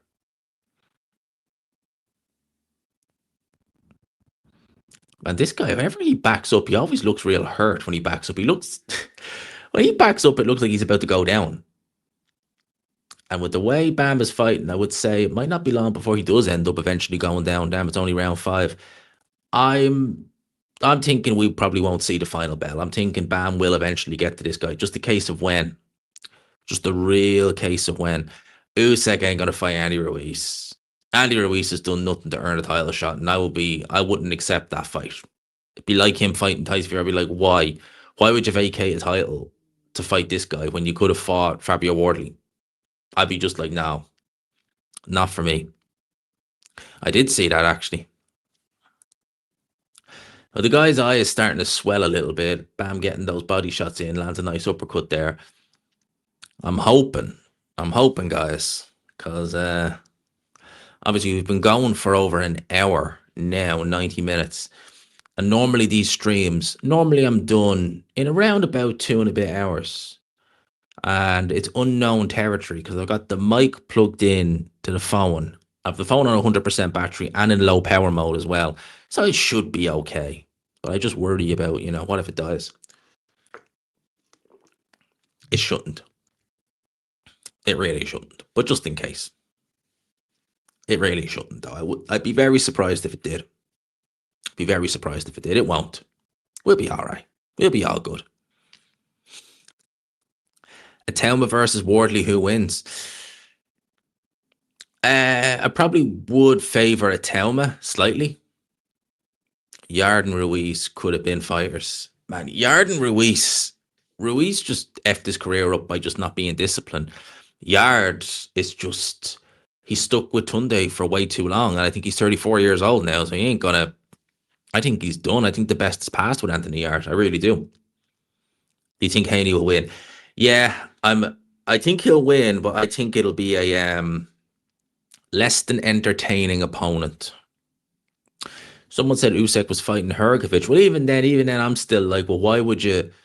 Okay, Hrgovic is a bit more credible at this stage than Andy Ruiz, yeah. But like again, why would you fight Hrgovic when you could have just fought, your mandatory, and it would have been a big fight in the UK? Would have been a fight that you would have won because I would handily pick. I know I've done it before, but there's no way in my mind Usyk loses to Fabio Wardley. No way. Mike Coppinger scorecard is like how I see it. Same with Fan Zone. You've got Bam winning every round. Literally every single round. And I love watching Bam, but I'm really low key hoping that he just ups the tempo and gets this guy out of there because I just want this show to go on. He can't be fighting Hrgovic. I wouldn't accept him fighting Hrgovic. Again, more acceptable him Hrgovic than Andy Ruiz, but still, you're just like, why? We've got a mandatory. Just fight the mandatory then. Why would you vacate your title to fight Hrgovic? No one's asking for that fight. Now he's really putting it on this guy, and he's landing it with a lot. He's dabbing at that nose a lot. That nose could be damaged because he is dabbing at that nose an awful lot. And look at that. Those combinations. Holy crap. You think Norman could win? Who should Fury come back against? They'll probably match him with someone low level. Like they were thinking of putting him in, or Joshua in. The rumor was he was going to be Cassius Chaney. I would do the same. I'd be doing maybe Cassius Chaney or maybe that guy, what's his name? George Arias. Someone like that whose their record's not terrible, but they're not, they're not going to cause any upsets or seismic upsets. Someone like that, maybe. I know someone like that doesn't really put you in good preparation for Anthony Joshua, but I think they just want to get Fury back in with a win. I mean, Jake Paul's no preparation for Tyson Fury, is he? He's 6'1" and a YouTuber. Because he said he would fight the winner of Wardley Parker. Yeah. And he said he would do that. He said he'd fight the winner. So for him to vacate, if he retires, fair enough. I'm not going to begrudge him that. But, oh, man, that combination was wicked. We need to stop placing Atema so highly in the rankings. I agree. He looks great, but he's done nothing yet. Yeah, the Jermaine Franklin fight will tell us a lot about him. Again, Franklin's not a world beater either, but thought he almost touched down there. Franklin's not a world beater either, but at the very least, he's durable. If Joshua couldn't move him and Dylan White couldn't move him, then and if Atema can go in there and do a real demolition job, because again, he won rounds against Joshua. He ran Dylan White very close. So if Atema can go in there and really do a demolition job on him, then yeah, we can look at that and say, okay, that's interesting. That's very interesting. And by the way, 200 people in the building. If you could, we're just at 100 likes now. If you could, hit the like button. More importantly, if you could, please consider subscribing.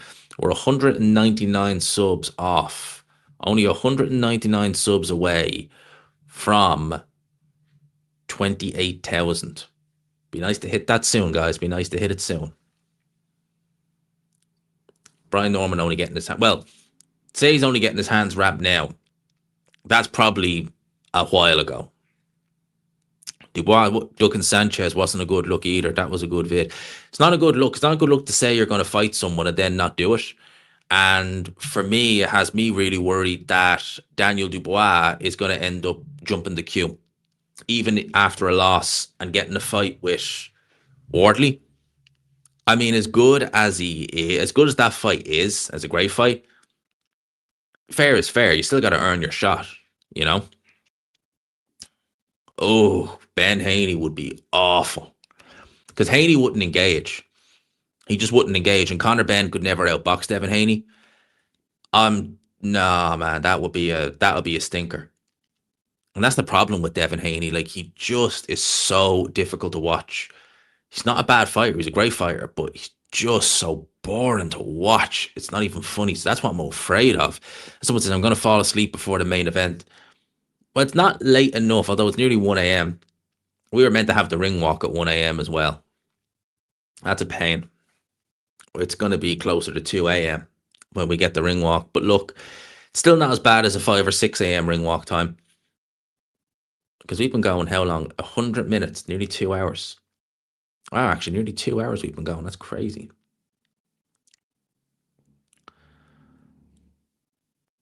That's why I'm hoping. That's why I'm really hoping Tyson Fury versus Luke Partridge. You got to give Tyson Fury that. The name alone tells you who will win that fight. Ain't no one by the name of Luke Partridge doing anything in boxing. What a name. Honestly, if that is his real name, changing that was 100% the right thing to do. 100%. Because it's just such a funny name. It just sounds so funny. You just can't take that name serious. Someone like Tyson Fury coming out, saying what he does, this, that, and the other. Oh, man. Coming out and saying Luke Partridge, what's frustrating is he can be very entertaining. Yeah, the Prograis fight wasn't the greatest, to be fair. The Prograis fight, I didn't find that entertaining, but the Loma fight was really good. The Loma fight was fun.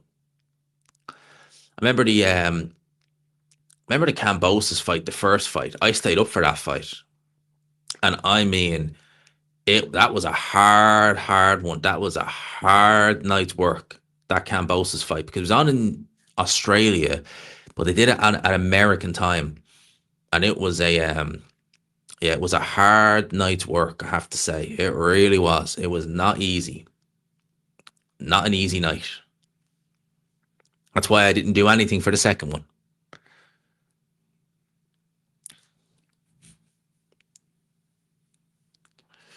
All right, 15 seconds to go here in round number 7.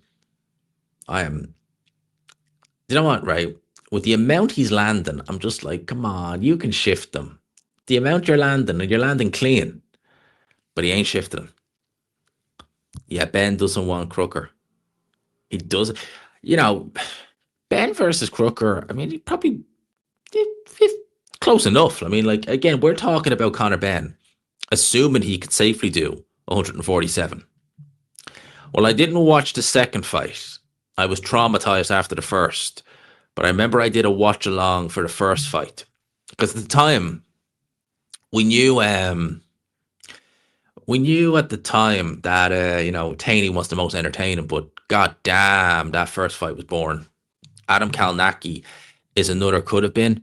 No, I never rated Adam Kalnacki.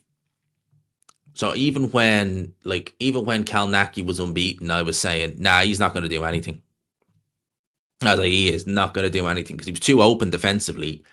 He didn't really have that much punching power. I was like, nah, I wasn't surprised. I was surprised that he lost to Hellenius, but then again, I shouldn't have been because he's so open. But yeah, I never thought he was going to do anything.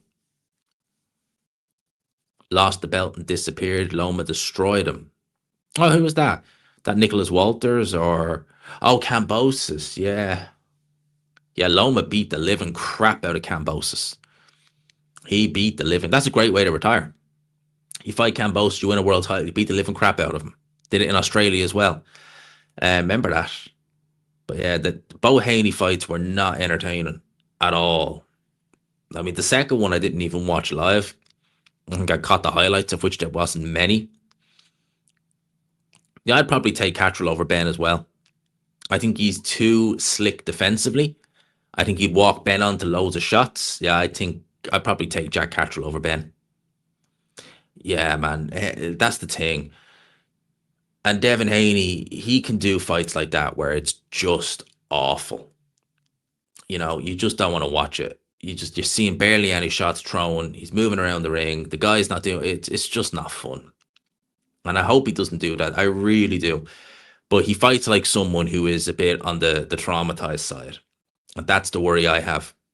That's the big worry I have, is that he's just going to keep that whole, no, don't hit me. We're just going to get to the end of this fight, and that's going to be the end of it. I hope to God that doesn't happen.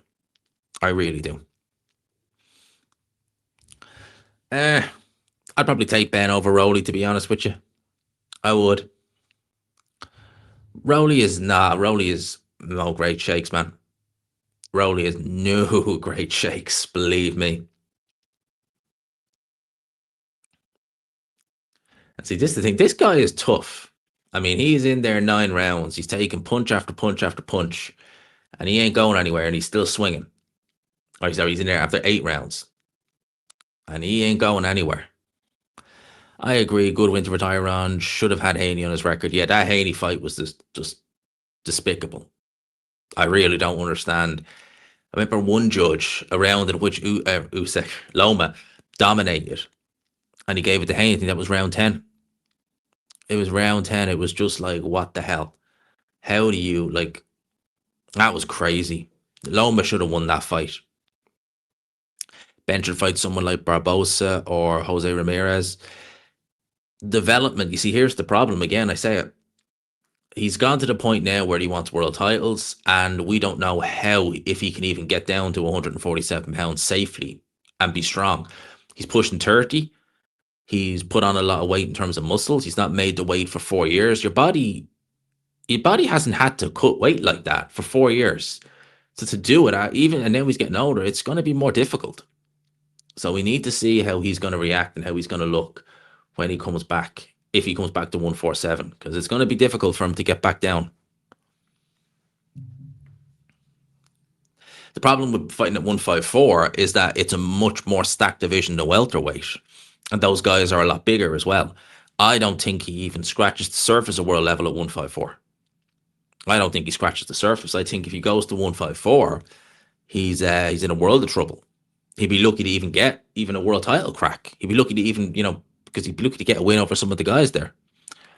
Commentary slandering Inoue. Why would they be slandering Inoue? Inoue is one of the best fighters in the world, one of the most entertaining fighters in the world. Honestly, Inoue is phenomenal. You can't slander Inoue. And he's fighting on that platform in a little over a month's time. I wouldn't think he beats someone like, but I think if it's Barrios, then yeah, no, I'd be taking Ben over him. He's fought twice at 154. It's absolutely stupid. These are the worst commentators ever. Was Todd Grisham and Sergio Mora, are they actually having a go at Inoue? One of my favorite fighters. You can't be having a go at Inoue. And what's Inoue? Inoue is phenomenal.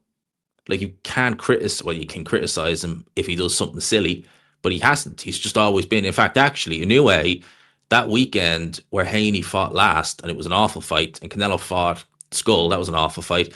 Inoue saved that weekend. Cardenas was the guy he fought. He saved that weekend from being a write-off.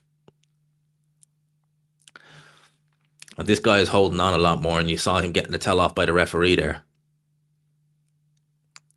So my hope now, he's not fighting Nakatani, but I think he's fighting him hopefully in the new year. That's what we want. Oh, I mean, Baru at 154, he recently called out Ben. Oh, okay. It looks so much like Barros. I was thinking, oh, did he just put a U, or you should have put the I? Because the U and the I are so close on the keypad. I was thinking that's all that was.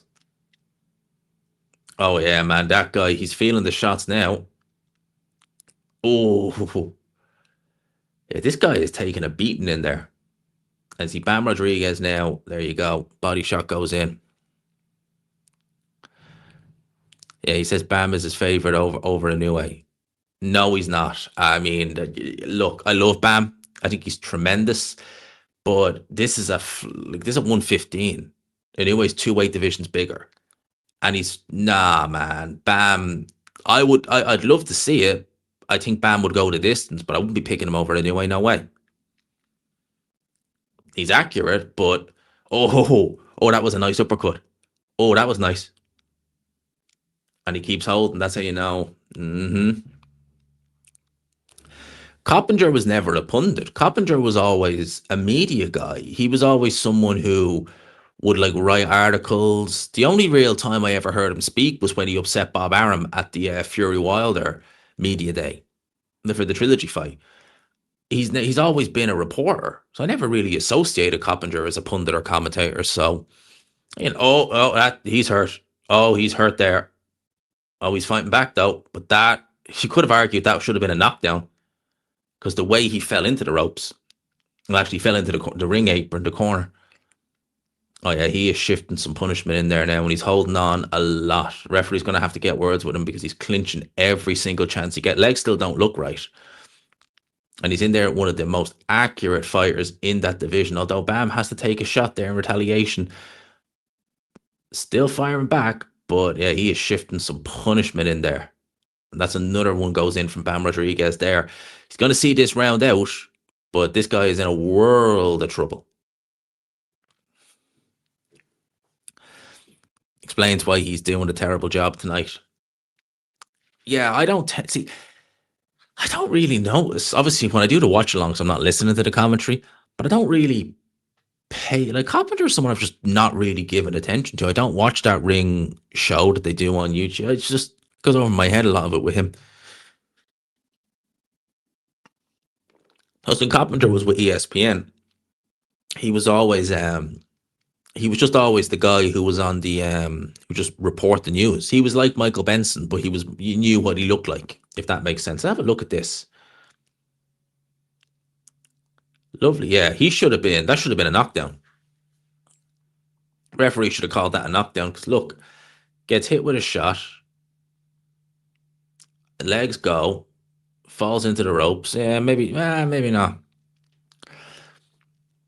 That's a good question. I don't know why Kellerman's not there. I thought Jim Lampley was doing ring events as well. This is a ring event. I thought Jim Lampley was doing them, which is kind of annoying because I love Jim Lampley and he still hasn't missed a beat. I don't know that he replace Dan Raphael. I don't know what he's doing these days, but I know he was ESPN. He was with them for years. He did the wrestling as well. He didn't do that much with wrestling, but he did report on a bit of wrestling, but he was mainly boxing.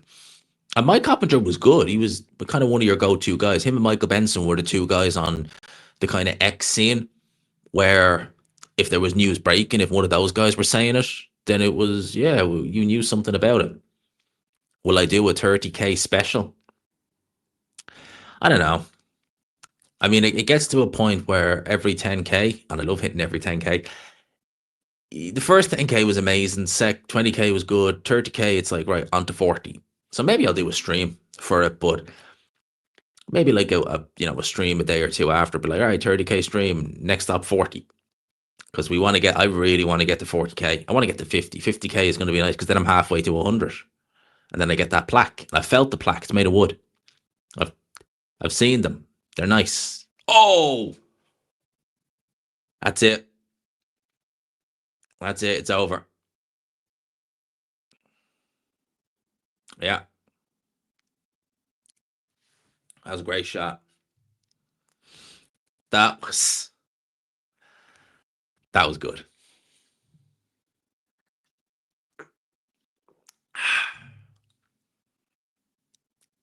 Okay. So one more fight. Get a move on quick. And then boom. We're into the main event. I love, man, if I get to 100K by the end of next year, I would be so happy. So happy. But the problem with boxing is it's still kind of a niche sport. So, I'm growing reasonably quickly, but, you see football channels and stuff like that, and it's just like, boom, you're like 100K, and you're like, how? Yarde KO, Haney KO. I'd be very surprised if Devin Haney gets a KO. Likewise, Yarde. But Yarde getting a knockout is more plausible. That was such a clean. That was lovely. Look at that. That was lovely. That was something else. That was a great shot. Great counter. I don't think they'll be doing they're in Saudi, so they'll do the Saudi national anthem, definitely. Oh, a long time ago, man. A long time ago. Jeez. Might it be 2019? It's a long time, man. It's a long time. It's a long time since he's had a knockout. He's not that kind of a puncher. And whenever he's tried in the past, I remember he tried to knock out Jorge Linares, and Linares has been knocked out in the first round a couple of times. Couldn't put it into him. And he ended up just getting caught himself.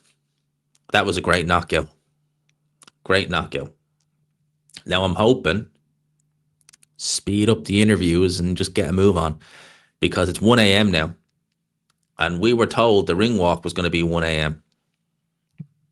So I'm really, really hoping that they please get a move on with all this.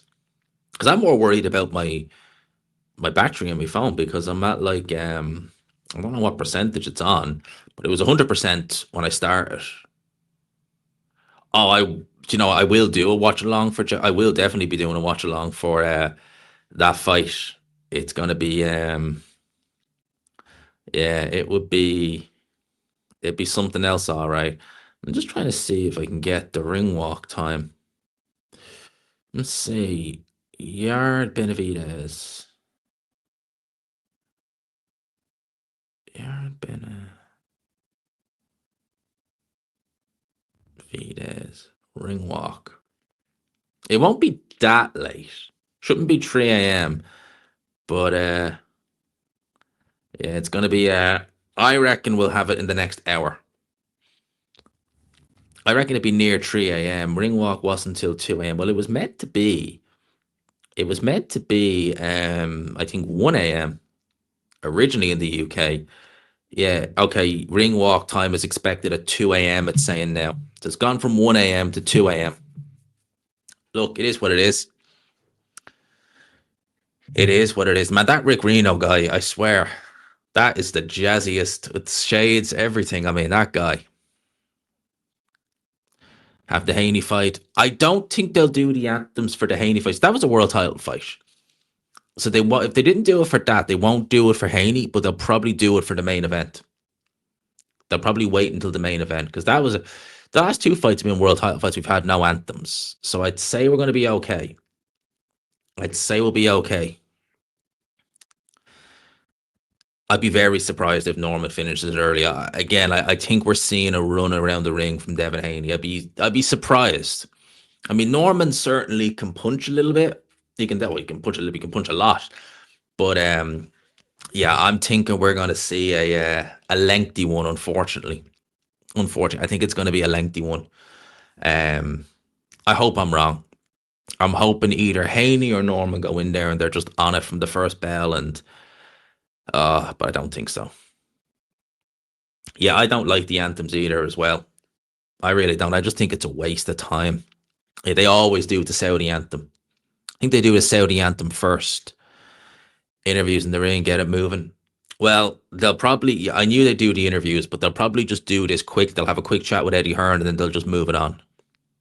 Yeah, he does. I did see that video. He does not like Devin Haney. I did see that. I did see that video. Yeah, he is not a Devin Haney fan to say the least. True Geordie ain't got no love for Devin Haney. I've always said about Haney, I think he's a good fighter. I respect that he's willing to move up. He's willing to move up. He's not putting any clauses or anything like that, rehydration clauses or anything like that in. But yeah, he's not one of my favorite fighters to watch. I would assume no, Eddie's not getting interviewed. So I'm assuming they're going to get this show on the road. Please moving quickly. Because it'd be nice. It'd be nice to just kind of get it up and going. Yeah, both guys are warming up. Both guys have a sweat on. So we're getting Haney Norman next. And I'm assuming this is going to be over and done with reasonably quickly. Well, as in, the build up and stuff like that. I'm thinking anyway. I'm hoping. I was just looking. When I did Canelo Crawford, 3 hours and 20 minutes. I'd be very surprised if we go over that. In fact, actually, we might go over it in this stream, actually, now that I think about it. Because it was 3 flipping hours and 20 minutes. 3 hours and 20 minutes is a long-ass stream. It was a long-ass one. Oh, yeah.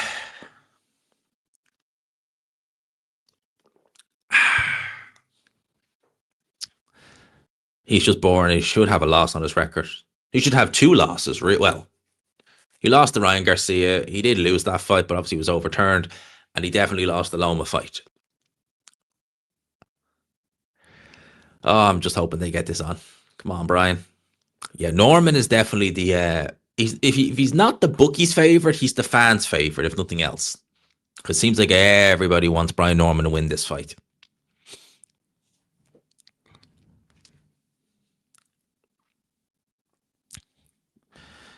I'm hoping they get it. I'm hoping it starts in the next 10 minutes. When do you think, or why do you think Aaron McKenna isn't spoken about too often in Ireland? Could be because he's based in the States. He's not a talker really. So maybe that's why. Edwin Valera versus Ricky Hatton. Yikes. Yikes, that's a fight.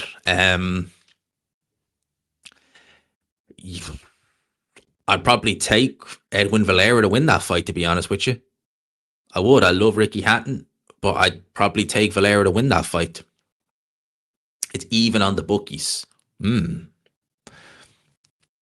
Ryan Garcia should have a loss there. Well, Ryan, even if Ryan, he wasn't losing that fight. There was no disputing who won the fight. All things considered. But yeah, it's a good scrap. It's a really good scrap. If that fight ever happened, I would have taken Valera to win that fight. I think Edwin Valera probably would have won it.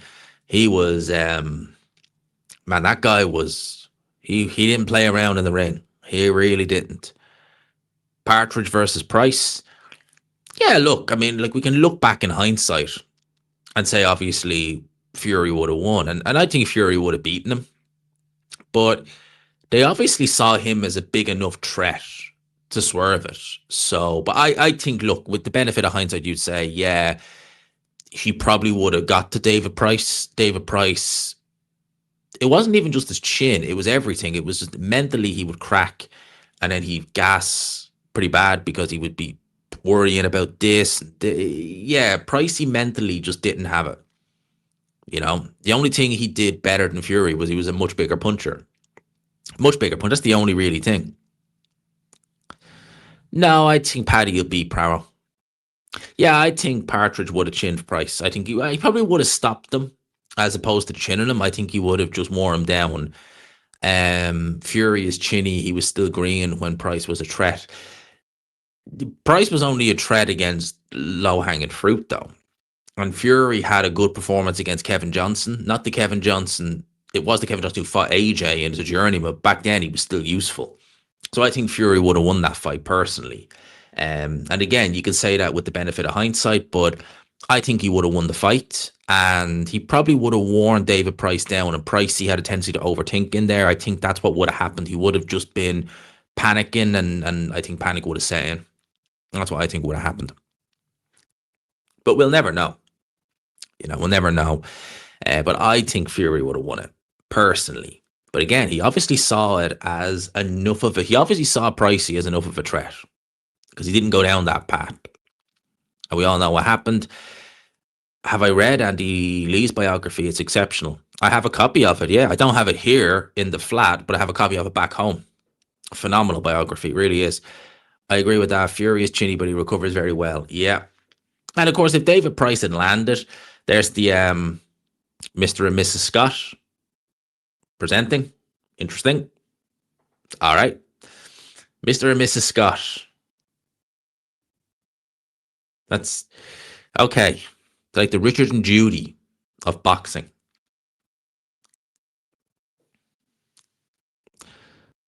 Could Conor Ben sell out a big stadium with the right opponent?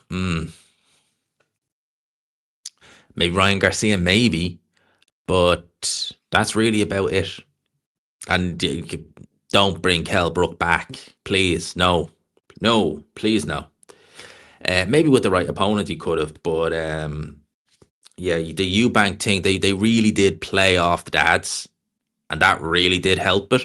You saw more people excited when the fans saw Nigel and Chris Sr. have their face off. Yeah, we were meant to do the live together, but Ade is doing a job in Kenya. I think he's hosting a show over there. And there is Brian Norman Jr. That's another top-ranked fighter, actually. Someone asked earlier about top-ranked fighters. Brian Norman Jr. is another one. Sometimes, mate, your filters come off as hilarious. It's just weird. Like, it's just again, as a couple, I don't see it as that weird, but just the Malik Scott, it's like, what? Okay. I mean, like, all right. But it just comes, yeah. But at least they're getting the move on. You see, this is what I like. There's no got straight away. They're like, yeah, let's go. Let's get this show on the road. And I'm just hoping they don't. There's no big. See, Michael Buffer's not even doing the announcements for this. They've still got Thomas Treiber. So they are just moving along with this. Ben Crooker could do Selhurst Park. Is Conor Ben, though, I mean, it could. It's not that big a stadium. But would they turn out for Conor Ben there? You know, they tend to turn out for the fans, but I suppose he did it at Tottenham twice. I keep hearing pundits on TalkSport saying American boxing is dead. I agree. The fanfare isn't great, but we still have the most champions and the most elite fighters. It's definitely not dead in that regard. It's not at the popularity it was many years ago. So if they mean it by that in terms of the fans' interest, then yeah, I'd have to agree with them. It's definitely not the same. But I mean, Devin Haney, Teofimo Lopez, Ryan Garcia, there's a lot of really, really, really good fighters still in America.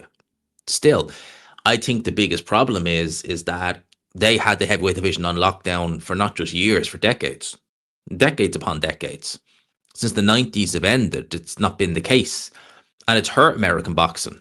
Because you had heavyweight champion Mike Tyson, George Foreman, Larry Holmes, Muhammad Ali, Rocky Marciano, Sonny Liston, Jack Dempsey, Joe Louis. They all were celebrities. Deontay Wilder never became a celebrity. You know, never really. And that they've just lost that.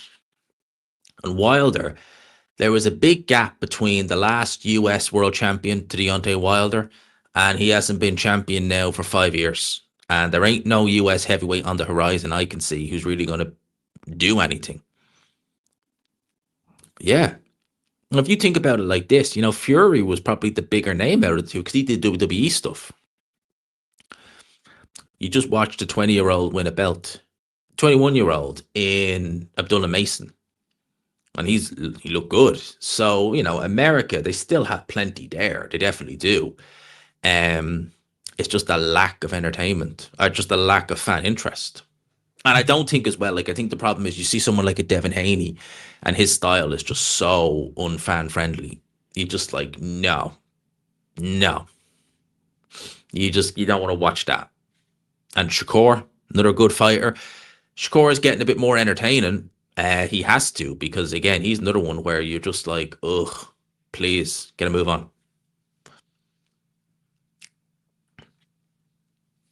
And this is one good thing about these Saudi shows.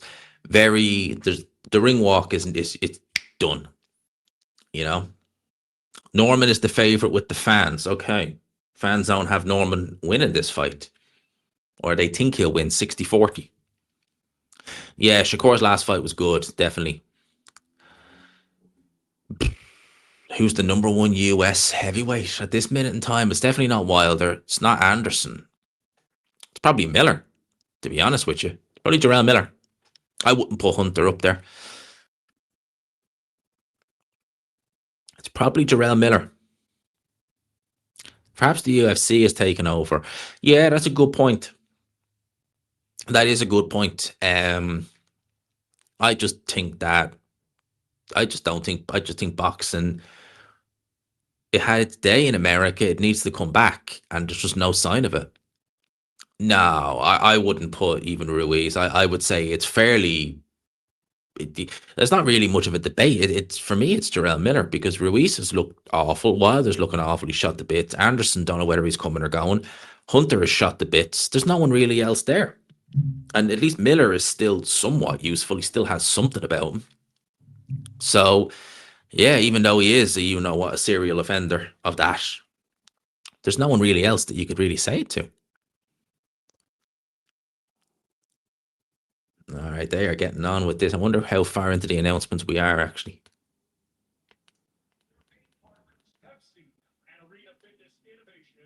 Okay, so they are just starting the announcements or the intros. But, they went quiet for a while.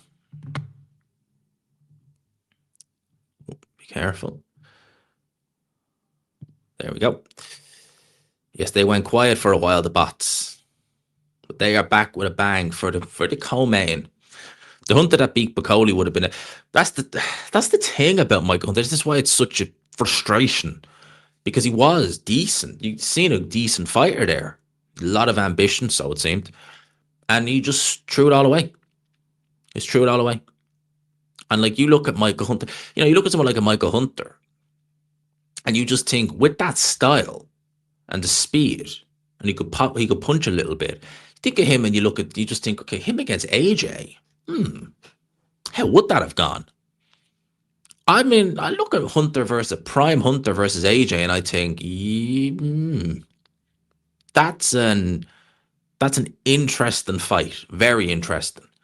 So when you look back now, because obviously AJ's near the end, and we can look back and we can say, okay, so AJ is doing this, then how would he? I look at Hunter and I think, he's more aggressive than Alexander Usyk. He can probably hit just as hard. That's a really interesting fight. But Hunter is not as defensively, he's not as skilled as Usyk. But you just, he's probably more athletic. And you just think, yeah, that's a tough fight for AJ. Very tough fight. And he just goes and he F's everything up. He did fight Usyk. He fought Usyk a cruiserweight.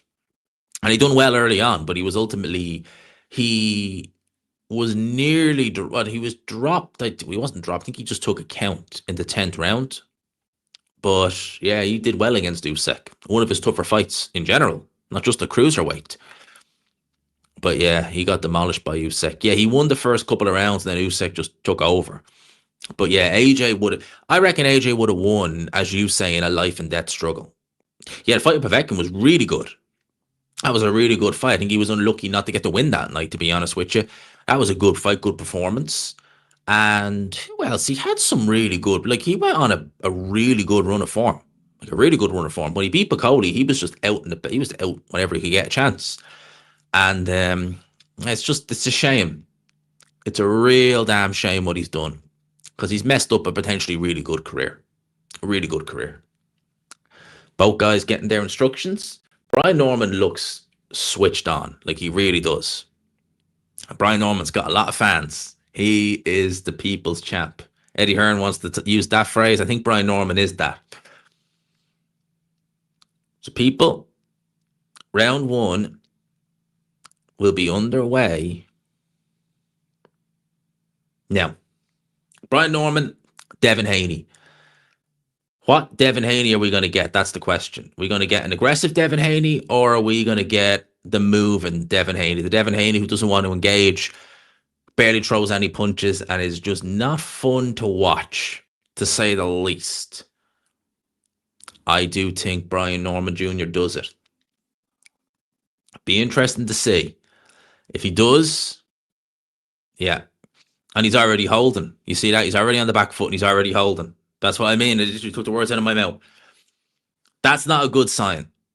Because when Haney does that, he's on the back foot and he's holding, that's all he's going to be doing for the fight. He's going to be trying to stay out of trouble. He's going to be trying to spoil, pick up points, and box his way to a 12-round snooze fest. I hope that's not the case. And I hope Norman shows us something. I really do. But yeah, when Haney's holding within the first minute, which he is, and he's thrown, look at this, he's thrown no shots whatsoever. I don't think he's actually thrown a shot, Devin Haney. He's got the left hand down low, but I don't physically, and look at this. See, this is what I mean. This is not good. This ain't good. Straight off the bat, he's worrying me. Devin Haney hasn't thrown one punch. Although he does lead with a left hook there, there's Brian Norman Jr. No counter punch, no anything. He's not running, but he's not throwing anything. I mean, he's not throwing a shot. Like Devin Haney, and he's holding. So this is not a good start to the round. It's not filling me with confidence that we're going to see, a fun fight over the course of the next 36 minutes or so. Not filling me with much confidence. The first punch Devin Haney's thrown in the round. And again, if you're talking about scoring in these rounds, well, this first round, you got to say Brian Norman's the aggressor, and that's all. Devin Haney hasn't done anything. And then he's holding again. So this is what we're going to get. We're going to get Devin Haney, all this, giving all the talk, and then to do this. This is not what we want to be seeing. It's not going to be fun. Remember, Brian Norman can punch. That's the one thing you can say. Last fight was a devastating knockout win. He's very skittish. Yeah. He's fighting like someone who has no faith in his chin. He's fighting like someone, and you see that with real defensive. Oh, he took that shot though. I wonder, was he stunned a little bit there, Devin Haney? Because he definitely backed up there. He definitely got back up there. He caught him off guard. That's what I mean. He looked like he was backed up a little bit there. That's probably won Brian Norman the round. And that little flurry at the end, it's probably enough to win Brian Norman the first round.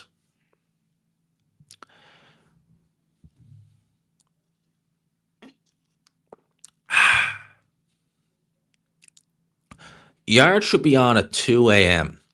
That's what I reckon. I reckon 2 a.m. is when we're going to get Anthony Yarde.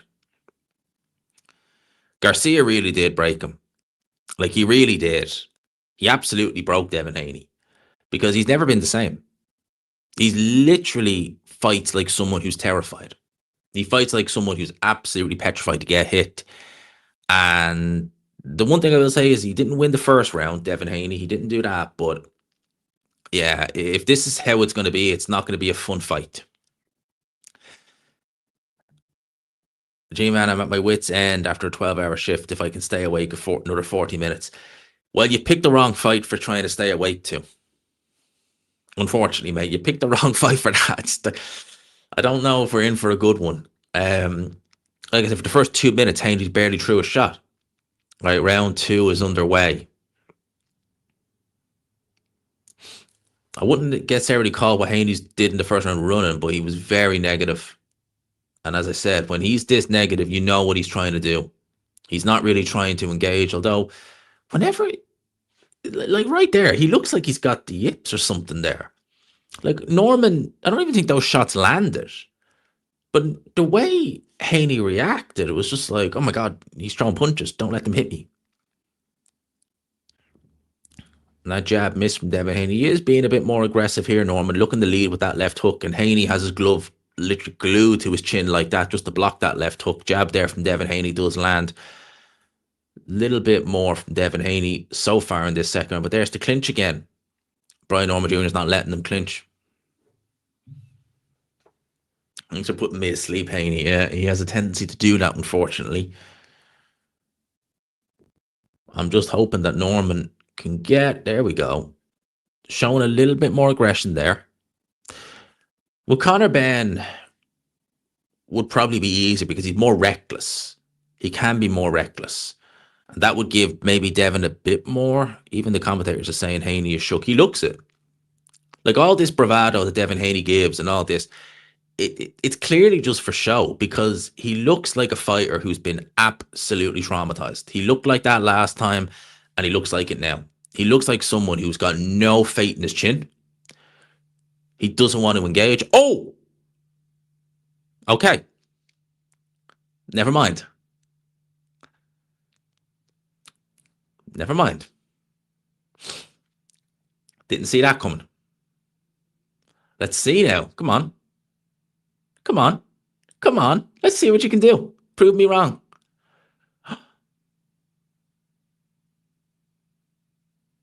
Let's see now what you can do. Come on now, referee. They were fine. Let them fight. Let them fight. Let them fight. Let them have a go. Because I was shocked when I seen that. Oh, shots going in again from Devin Haney. Norman having to tuck up. Oh. Do you know what? The best thing Haney could do is to do that and maybe get a knockout. Because maybe it will show him that actually at this weight, you know, I can take these guys. I can take their power. I can do things. Right hand goes in from Devin Haney because he dropped Norman fairly heavy with that.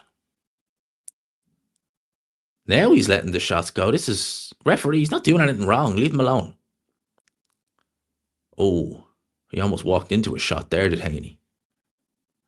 That's a good jab as well. That is much better. Now Norman's the one looking to clinch. That was surprising. I'm not gonna lie. That really surprised me.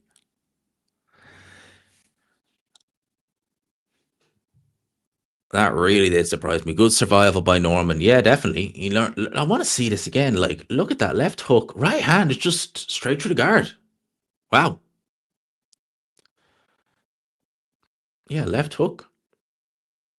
Opened. Legs buckled. Yeah, left hook. Boom. Right on the button. Down he goes. What happened? I'm just popping in. Haney just dropped Norman. And he hurt him pretty bad. Pretty bad. I was not expecting that at all. I don't think any of us was, because he was looking fairly shook. He was looking fairly shook that first round. And then boom. Lands a big right hand. Let's see what we got now in round number 3. This is getting good. Let's go. Round 3 is underway. Devin Haney actually getting some confidence here. And when's the last time Devin Haney dropped anyone? Because he doesn't drop people either, much less stop them. So that is something. But now, Norman looks like he's recovered. He does look like he's recovered a bit there, because he straight away was on the aggression, on the front foot there, looking to be the aggressor against Haney. So let's see now. Devin Haney back to being on the back foot, misses a right hand there as Brian Norman Jr. just led straight in with it. Misses Devin. Actually, Devin Haney's chin was exposed there, and he actually just barely missed it. Haney did drop Prograis, yes, but he doesn't drop a lot of guys. That tells me Brian Norman probably doesn't take a particularly good shot either, because Haney's not a noted puncher. Even when he does try and actually, land big shots, he's not normally one for getting rid of him. And he pops that jab out. That's a good jab by Devin Haney. Oh, but Norman, did he stun Devin Haney a little bit there? Because he led with a left hook and Devin Haney backed up pretty damn quick. You see, there you go. Brian Norman should be confident, because he knows Devin Haney does still look a bit shook there, because the commentators were even saying it last round apparently, but Norman walked into a shot there. 7 years since he had a stoppage. It's crazy. And it would have been down at lightweight. So never got a stoppage at 140. First fight at 147 officially. And he is a bit more, he's letting a few more shots go, Haney, like he's popping that jab out there, but he's not deterring Brian Norman Jr. That's the thing. He leads with a left hook there, does Norman. Lands a couple of shots up close. The referee gets in and breaks them. Haney popping that jab. It was actually a left hook. Oh, Norman lands a right hand on Devin Haney. Haney looks to actually clinch there.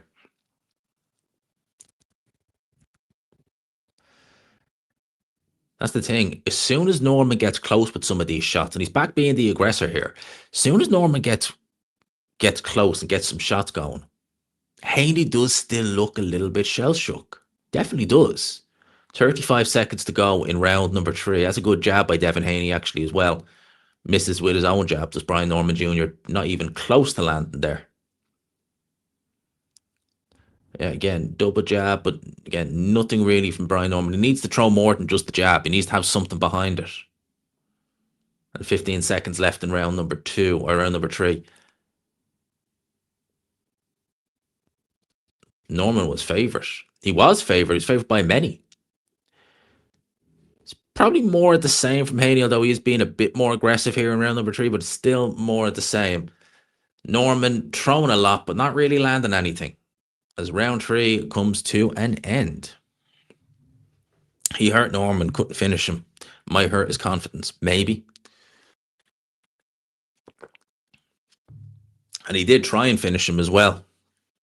It wasn't like he just got the knockdown and then it was like, right, that's it. He did try and go in for the kill in that last round. Damn, Norman dropped. Yeah, second round. Devin Haney dropped him. Devin Haney dropped him in the second round. And it was it wasn't like a flash knockdown. He was stunned. But he's recovered well, to be fair. Yeah, Howard Foster would have stopped it immediately. Yeah, Howard Foster would have jumped straight in with the stoppage. Yeah, I tend to concur. So the fight is now even. Because obviously 2 rounds to 1, but obviously Haney gets the extra point for Ting. Well, Cattrall definitely was more entertaining last fight. Cattrall's had a couple of fights, like the Taylor fights weren't too bad, but Haney has just had stinker upon stinker. Round number 4 is underway, by the way. Norman's still the aggressor, and like last round, not much not much happened. It was a close round. You could have went either way, but I just gave it to Norman just based upon just being the aggressor and looking to land more shots. And he still, like, even though Haney dropped them, it like he's not deterred Brian Norman Jr. Like the confidence from Norman is still there. But he walked into a jab there, actually, just stiffened his legs a little bit. And see, here's the thing. Devin Haney's jab has always got a great jab, Devin Haney. It's a lot more accurate and precise. Norman is really, but every time he lands on Haney or even gets close to him, Haney is just like, grab, hold. And you can see it there. Yeah, he's reverted back to type. Misses with a left hook there, does Norman, but he came very close to landing that on Devin Haney. That would be a bit of a stinker if you ask me. I think that would be awful, to be honest with you. I don't think it'd be good at all. I think both guys would just play it as it would be similar, I reckon, to O'Hara Davis versus Jack Catterall. If you remember that fight, I wouldn't encourage you to go and watch it. It was awful. It'd be similar to that, I reckon. It'd be similar to Davis versus Catterall. Years ago, that fight happened. It was awful. Terrible fight. I reckon it'd be similar to that. And that's a good jab from Norman Jr. there again.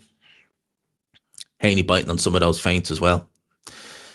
So Haney, yeah, still biting on those feints. Every time Norman even looks to make a move forward, even just the feint, Haney is biting on them. So that tells me that he is still someone who, even though he's been a bit more aggressive in this fight, he is still worried about what's coming.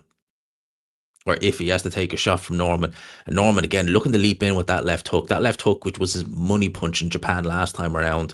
Not able to find it as easy on Devin Haney. It was the left hooks that caused Devin Haney all the trouble against Ryan Garcia as well. It was the left hooks that Devin Haney was getting hit with against Ryan Garcia up close and everything. Not yet, man. Not yet. Hopefully one day. Hopefully one day, man.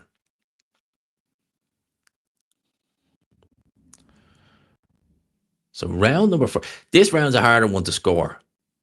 I'm probably going to edge Devin in this round because Norman hasn't really done anything. But then again, Devin is just doing what he normally does, just picking those shots and looking to clinch whenever Norman gets close. Misses with the jab there. There's Devin Haney. Good jab to the body there by Brian Norman, actually, to be fair.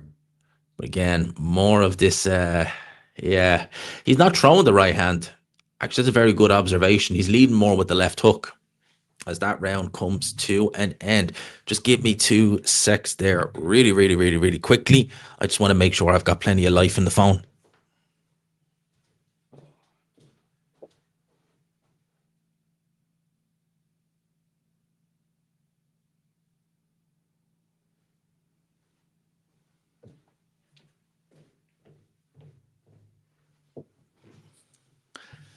Right, a little bit worried. Not going to lie, a little bit worried.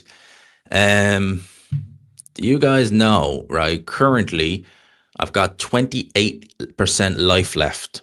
So I'm really hoping we can get to the end of this show. I'm really hoping. In fact, I might end up swapping the mics around. Because I know the Rode mics use less energy or use less battery. So we might have to flip and do that. We'll wait and see. Round 5 underway. Round 5 is underway. So one of you guys get a knockout so we can get a move on with this show. Because I don't want this phone dying while we're doing this.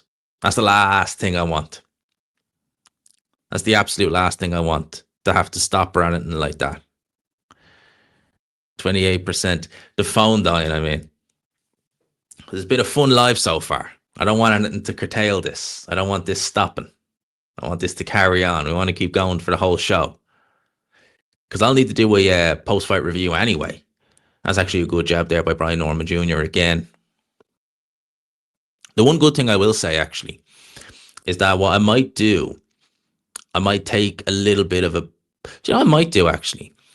I might take a little break before the co-main, give the, just do StreamYard on here, use the avatar. And yeah, that might actually be an idea. Might be what I end up doing. So I think we're all right. So, oh wow, Mike Hoppinger gave the last 2 rounds. So he's given the first round to Norman, fair enough. And he's given all the last couple of rounds to Devin Haney. That's don't agree with that, but it's Mike Coppinger. What can you say?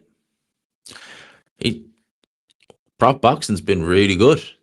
Really good channel. He's had me on his podcast a few times, which I've enjoyed. It's been really, really good.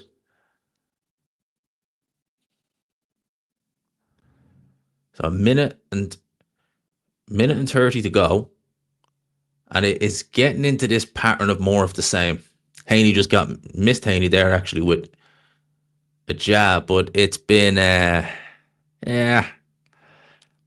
you can't plug a charger in. You see, the problem I have, right, is that my flipping iPhone is plugged into the mic. But what I'm just going to end up doing is I'll probably just plug the mic into the laptop for a little bit. And then because that iPhone charges extremely quick, I'll just, Haney landed with a decent right hand there. Got through the guard. I'll probably just plug it in for like 15 minutes before the main and then go back on for the thing. Yeah, the weight does seem to suit Haney well. He probably should never have been a lightweight. He probably should have always been a 140 pounder and then naturally go into the 147. But yeah, he's not entertaining to say the least, Devin Haney. We know that. We know what Haney is about. He's not about entertaining the fans. He's about fans staying up at 1:30 in the morning and really being sleepy. Although I can't say I'm sleepy. I can't say I am. I'm not too bad. I don't think I'm that bad. I think right now I'm pretty all right. Norman having a glass chin, not my bingo card. Yeah, he clearly doesn't take a great shot. You need to get a MagSafe charger. With that iPhone that I'm using, it charges very quickly, like very, very quickly, like really, really, really quickly. So I'm kind of lucky in that sense that I have it. And then worst case scenario, what I can do is, I want to see a replay. Oh yeah, he rocked him. He definitely rocked him with that right hand there. Worst case scenario, what I'll do is I will, I'll just pop the avatar on for like 10 minutes, give it a good dart, and it'll get me to well over 30-40%. So we're good. Yeah, we're good. And I'll probably get to the end of this fight, and then we'll probably just pop it on then and just do it from there. You can't charge it while you're using it. No, because it plugs into the main port. So unfortunately, no, I can't while I'm using it, unfortunately. Round number 6. Please get this fight moving. This fight hasn't been exactly, apart from that round number 2 where Haney dropped Norman, it's not been fun. It hasn't been a fun show or a fun fight, to say the least. I certainly ain't been enjoying it. Who's your favorite feather-fisted fighter? Probably Barry Jones. I like big up to Barry Jones. Barry Jones couldn't crack an egg. But he was a decent, although saying that when he fought Freitas, he dropped him in the first round. Hurt bad.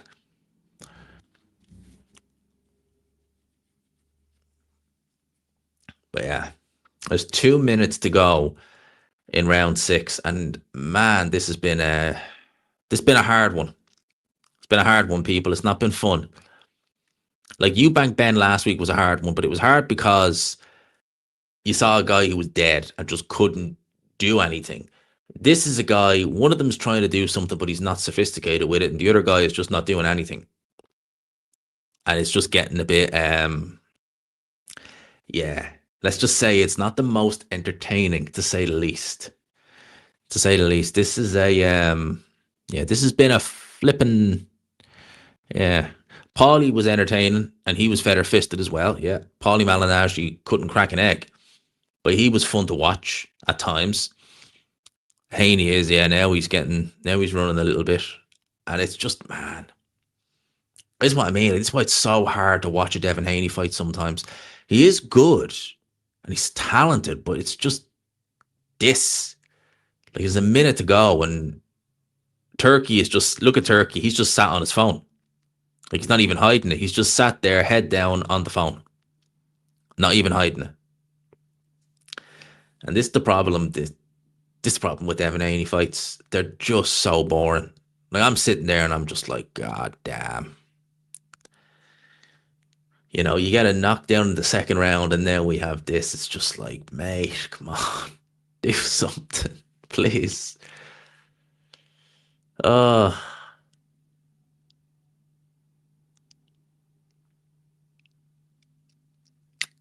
yeah, that's why they use to make products with more than one output. I'll probably end up just popping it on probably before the end of this fight, to be honest with you, because this has just not been fun. And I want to save the reactions for the main event, because I think the main event will be fun. He is leveled above this guy. I don't know why the betting was so close.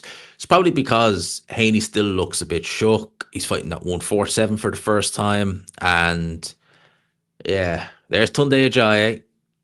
God knows what kind of stuff he's going to come out with. He does avoid contact at all costs. He really does. He's one of those fighters where you can probably tell he doesn't have the greatest faith in his chin. That's the only thing I can think of, because the guy just seems to just not want to know. He really does. Anthony Yarde in his locker room, getting ready for this. This is going to be him against Ting. That's going to be interesting. I still think he's going to get battered, but it's going to be interesting to see. It's going to be very interesting to see. Frank Warren, I would imagine, is back there with him. Obviously, he's Frank Warren's fighter. He's been with Ward. He's been with Warren for years and years and years. I'd love to know what Tunde is saying. Does Yarde stand a chance? He's got maybe a puncher's chance, but I would say it's nothing more than that. He is always on his phone, and he makes it very obvious as well. Like, he's literally just sat there in the seat, just scrolling through everything. Yeah, he does have a solid chin, to be fair, Benavidez. So round 7, halfway through. I did see it. That's not good. Brian, get to work. Oh, Devin throws a right hand there, but it's partially blocked, but he is getting a bit more aggressive, if nothing else, Devin Haney. Oh, right hand goes in again. There you go. Come on. Let's get this show on the road, Devin Haney. Let's try and be a bit more aggressive. That last round was a joke. It was a joke. I don't want to see another round like that, but we're dealing with Devin Haney. You know what he's like.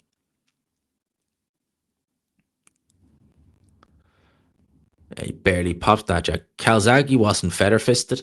No, Calzaghe had decent power. He did slap a little bit, but he wasn't feather fisted. I wouldn't say Joe Calzaghe was feather fisted. No. God, no.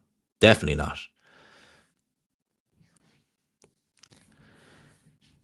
Yeah, it ain't fun. He's not exactly setting the world alight, is Devin Haney, to say the least.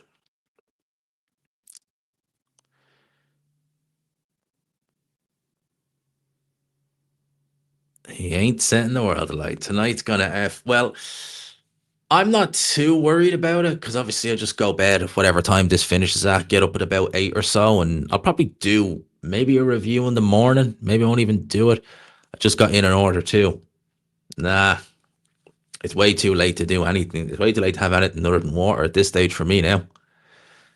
I've got 2 bottles of water, and I've actually crazy. Haven't even cleared one yet. I think it's still slightly, but it's slightly better, but it's not a great. Oh, well, did he land? Did he back Devin Haney up there? It's not much better. It's still, yeah, it is still fairly dull. The heads almost. That's nearly the most fun. The heads almost came together there.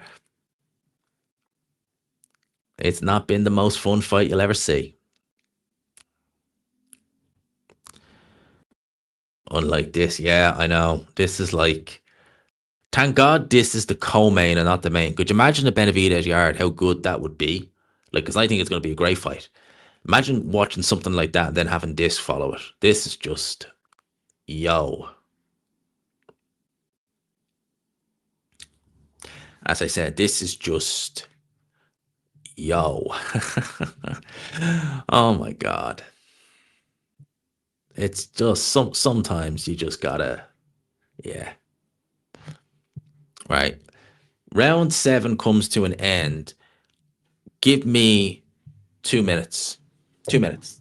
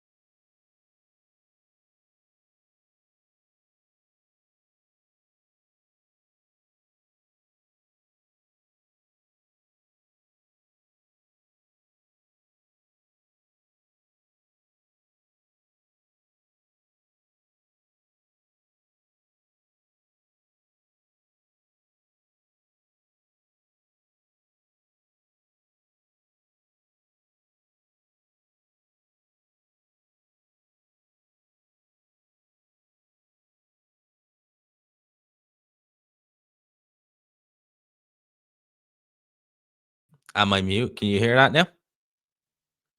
Let me know if you can hear that, by the way.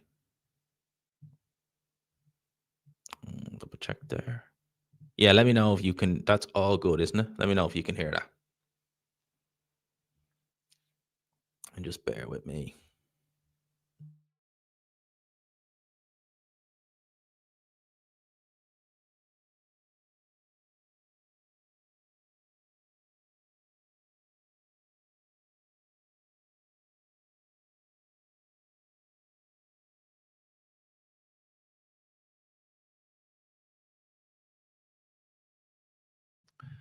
Good. That was the worry. I was thinking that was going to go catastrophically wrong for some reason.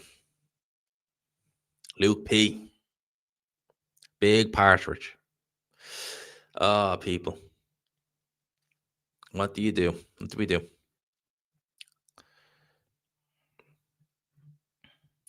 Just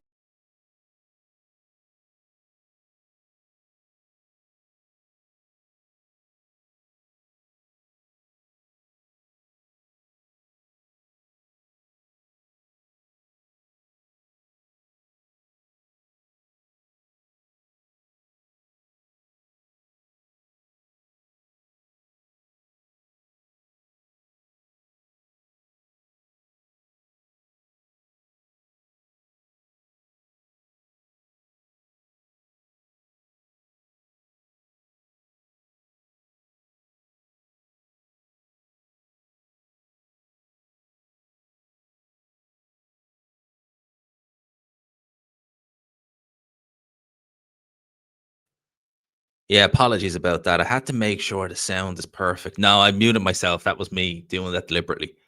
And guess what? I bet you I didn't miss anything. I bet you I didn't miss a thing. I bet you I missed nothing. I guarantee it, didn't I? I missed nothing. Can't see it though.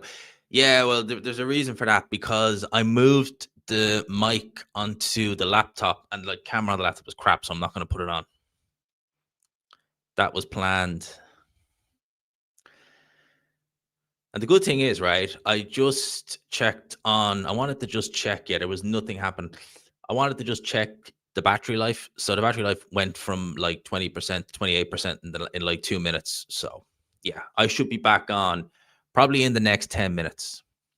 Literally, probably in the next 10 minutes, I'll be back on and it'd be good to go. So we'll be all right. We'll be laughing in the next 10 minutes. We will be literally laughing in the next 10 minutes. And we won't be laughing at this fight because this fight is just, man, it's just difficult. Haney is just so hard to get up for. It's just watching Devin Haney is just painful sometimes because he just so you're a letdown. No, this fight is a letdown, man. This fight is an absolute letdown. This fight has been just not fun. It hasn't been a fun fight. It hasn't been fun. Can you hear? I'd hope so. I hope so. You definitely can hear, can't you? Just let me know. Real quick. What top level fighter was in the most amount of stinkers? Devin's been in a few. Shakur. A lot of modern fighters. Mayweather was in a lot of stinkers. Mayweather had some stinkers. Cattrall. Yeah, Cattrall. It's more so fighters nowadays. Although Klitschko was in some major stinkers. Klitschko, Povetkin, Hay, Fury, Sultan Ibragimov. God, there was a lot of stinkers that Klitschko was in. So I might even turn around and say Klitschko because Vladimir, obviously, because he had some horrible fights. Awful. He had some real bad ones. I'll take the knockdown at last. Valoev. Yeah, Valoev had some stinkers as well. He really did. Valoev was not a fun fighter to watch at all. Okoli, yeah. Really in the last, Audley. Oh, God, yeah. Audley had some awful, awful fights. Even fights that ended early. It's like, yeah, Hey Valoev was awful. It was so bad. Hey fought that fight. He was lucky to get the decision fighting that way. He's very lucky they gave it to him that night because a lot of like Holyfield beat him up worse. I say beat him up, but Holyfield did a better job, and he didn't get the nod. So David Hay was pretty damn lucky to get the nod that night. He really was. He absolutely was. God, this fight's not been good. Yeah, I forgot about that. It was his jab, grab. Yeah, the Povetkin fight was probably the worst because that was just awful. Awful. The Povetkin fight was bad. The Sultan Ibragimov fight stopped US Network showing boxing. They didn't want to know after that. When he fought Shagayev, that wasn't a great fight. Fury wasn't great. Jennings wasn't a great fight either. It wasn't that bad. Like Klitschko stands, it wasn't that bad. I'd say Povetkin was the worst, though. That was awful. That was so bad. Ali was beat by Cooper. Ali won both fights. But I know what you mean about Angie Dundee cutting the glove in the first one and all that. Adam Azim will make his way up to 147. And honestly, I wouldn't mind seeing him versus Connor. Yeah, Adam Azim is a good fighter. He's got a lot of potential. Definitely. He's more entertaining than Devin Haney. I wonder what way. Actually, I haven't seen the scorecards yet. Or what Mike Coppinger. Mike Coppinger was giving Haney loads of rounds early on, though. But yeah, this fight has been. We're in the championship rounds. So we're near the end. Stylistically, Adam Azim would be a nightmare for Connor. Yeah, he's too fast, way too much speed for Connor. Way too much speed, too athletic, good power. Adam Azim be a nightmare. Put a poll up. Ben versus Crooker. Although they gave Norman the last 2 rounds, it's still more entertaining than Haney isn't saying much. Yeah, I mean, Haney is the fan scorecards have it a mile ahead for Devin Haney. They really do. It's not been a fun fight, this. It really, it's just, I keep laboring the foot, but it's just been so hard to get into. And that's just, it's just the same thing over and over again. Like, I'd love to know what the final punch stats are for this fight. Although Haney's been a bit more aggressive, it's still just, but that's the thing, G-Man. Adam Azim would give the whole division trouble. I think Adam Azim is a problem for most guys, but we still need to see him in a few different situations. I'd still favor Dalton Smith to beat Adam Azim personally. Lighter weights are boring. Not necessarily. Well, Bam Rodriguez, that fight wasn't boring. And that's lighter than both these guys.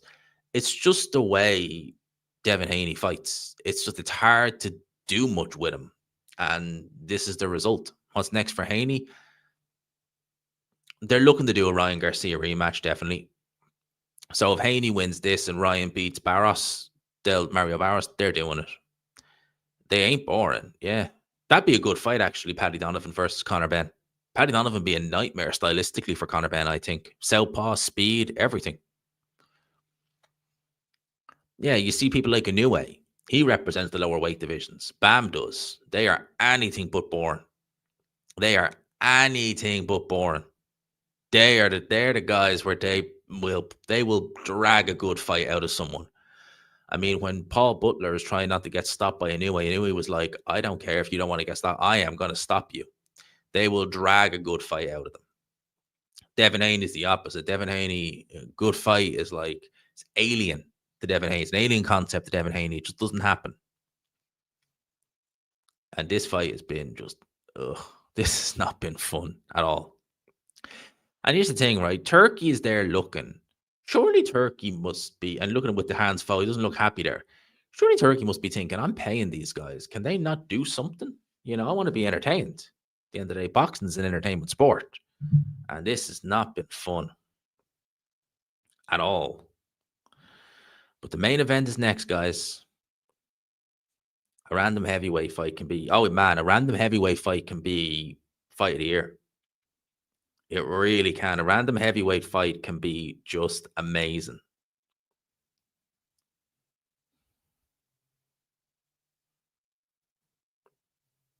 We're looking good there. Oh, people. I am starting to feel tired now. Thanks, Devin Haney. It's the first time tonight where I actually can say I felt a little bit tired. And I agree with Conor Benn. Jesus, I never thought I'd agree with him. But yeah, he's putting me to sleep too, mate. Never thought I'd agree with them. Turkey falling asleep. Oh, man. This has been... We're into round 11.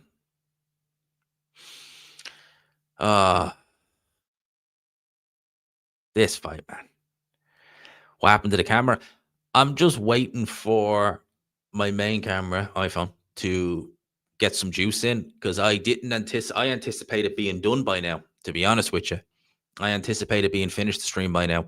So that's the thing. What's the worst thing? The worst thing is when you're sparring a really fast guy, you just don't have the accuracy yourself to pain or the accustom yourself to the pain because you have to endure some shots on the inside. Yeah, fighting someone, the speed, it takes a while to accustom to. That's why when you see someone like Amir Khan, that's actually a good point, actually.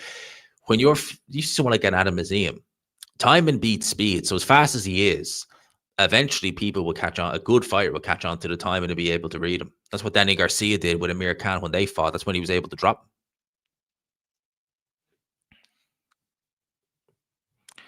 So glad I didn't pay for this.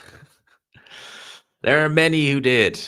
There are many, many who did. Usyk does that to everybody. And they mentally check out. Yeah. I mean, with Loma, it was very good. What was a worse sparring? A guy who doesn't hit hard, but is really accurate. Yeah, you've guys who hit hard and they can really wallop, but you can see the shots coming. You know they're coming, and you know what's happening. When someone is just peppering you, you'll leave that with a headache. You'll leave that spar with a headache, especially if they're fast, because you know, like, all right, I am chasing this guy around, and I can't do jack, you know what, with him. That's not easy, to say the least. People, it is 2 a.m. UK time. God damn, this has been a long night. 2 a.m. UK time, and we have one more fight to go. We'll be done by 3, I reckon. We'll be done by 3 a.m. It's not the worst. It's not the worst. We'll get the 3 a.m. and then we're out of the way. Then we're good. It's not the worst. Dubois genuinely looked hurt. That's gone. The first he looked hurt, or looked genuinely hurt the second fight. The first he clearly gave up. Yeah, he was definitely hurt the first fight. Or the second fight, yeah. The first one, nah. The G-Man gets supper. I actually went to Waitrose and I think I had about like 5. Got some shepherd's pie. It was nice. It was nice. I like a shepherd's pie. Last fight was so good. The first fight was so good. The last fight was so good. The prelims were so good. This has just been crap. This has just been crap the whole way through. It has not been fun. And Turkey is visibly bored. You can tell no one at ringside is liking this fight. It's just, man, you try and endear yourself to Turkey, and this is, yeah. Uh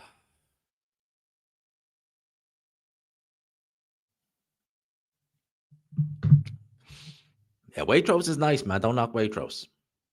Waitrose is nice. You never like Turkey does not like this type of boxing anyway. So I don't know why you think like he's just going to give you a free pass on it.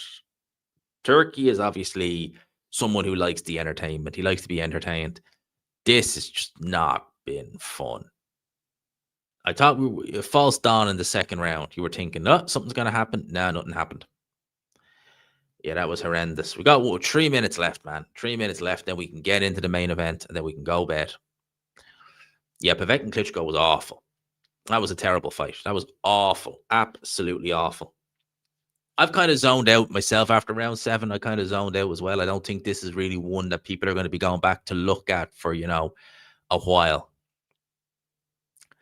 Mark Chamberlain is a very good fighter, very fun fighter as well, Mark Chamberlain. But yeah, this is one that we're not really going to be going back to. Oh, that was awful. I remember that fight, Ortiz versus Scott. Yeah, that was awful. Horrible fight. That was terrible. The spicy pizza out of Aldi, so deceiving. Really? Video will be back on literally after this round ends. Once this round ends, video back on. 100%. Nick Ball is fun to watch. Yep. Love watching Nick Ball. Yeah, Devin Haney is going to win this fight wide. And Norman's never looked like really having anything to stop Haney with. Never looked like it. This fight has just been... do you know what? I can honestly say I was not feeling tired at all until this fight happened. And now I'm just thinking, God, I want this fight to end so I could sleep. I'm not going to finish the stream after this, obviously. We're doing the main event. But all I could think of was, I just want to sleep now.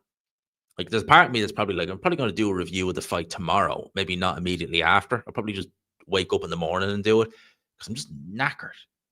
This fight has left me drained. This fight has officially knackered me. It really has. It ain't been fun. This fight ain't been fun, people. And we've got 1 minute and 20 seconds left. Cepeda's fun, man. Has Devin called anything since the knockdown? Not really. He's not really done anything. Adames would mop the floor with these two. Ade is in Kenya. He is in Kenya. I think he's back tomorrow. Get me, Ollie. You met Fondora. Fondora seems a cool guy. G-Man, what you reckon to F1 this year? Nah, it's been as a Verstappen fan, I'm the hope is nearly gone. It's been one of those years. It's just been kind of a year where it's like, right, it's a bit of a year where you just look forward to next.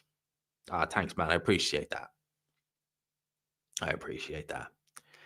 I'll bring the camera back in once this fight ends. Because honestly, this has just been awful. Norris could crash. He could. If he does, I hope he comes out okay. But yeah, I would love it if Verstappen could do it. I don't think he will.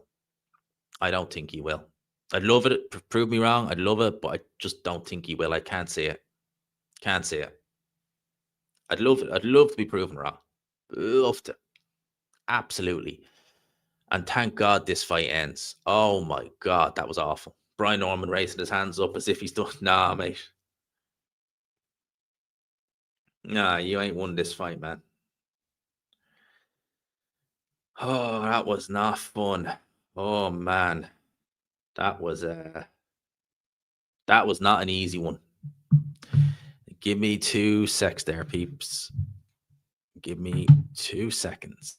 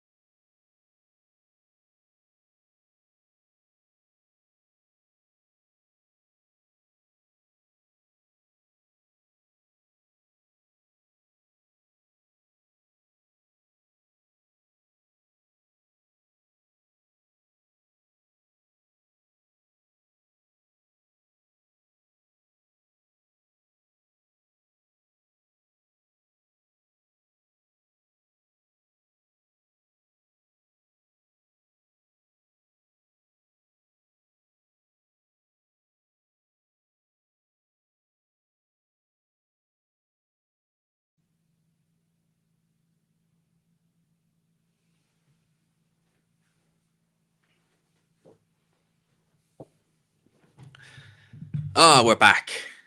How is that? We are so back. What's the scorecards like? 117 to 110. Judge Leszek, John Kobiak scores 116 to 111. All your winner by Unanimous decision.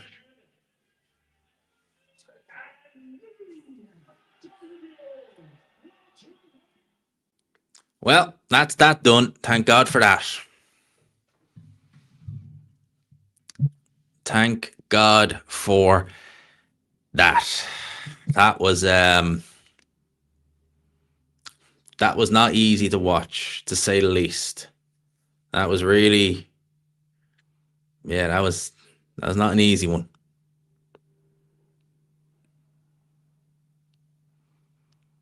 Just want to make sure.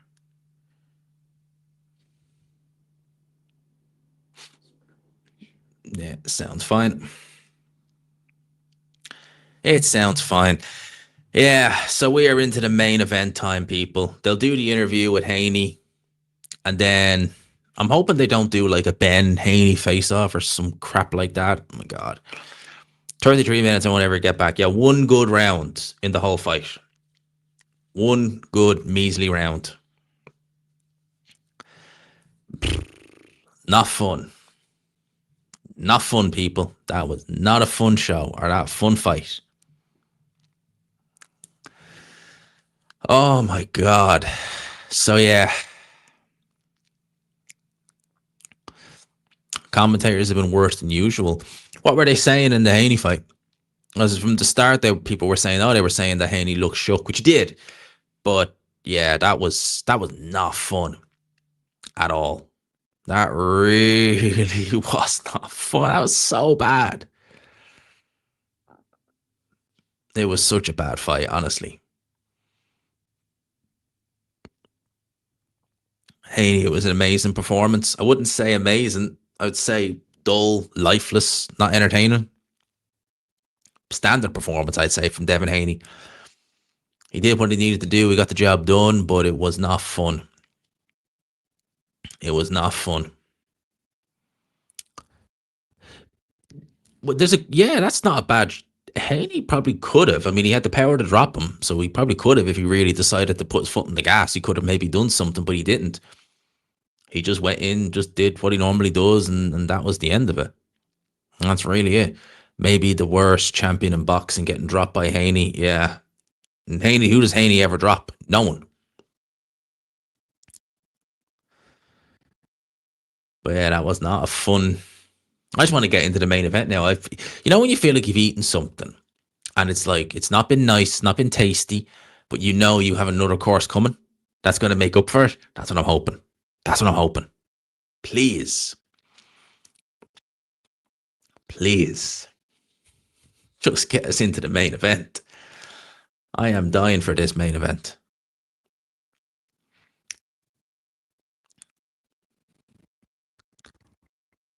I am seriously looking forward to this main event. Just please get the interviews out of the way, get the show on the road. And that's all I got to say on this. He did also drop Prograis. No, he did. He did. Regis Prograis. Didn't Jack Cattrall drop Regis Prograis as well? Jack Cattrall did as well. Okay, so it looks like Haney's leaving the result. They're probably just going to get a move on now. Yeah, they're probably going to just get a move on now, thank God. Oh, man.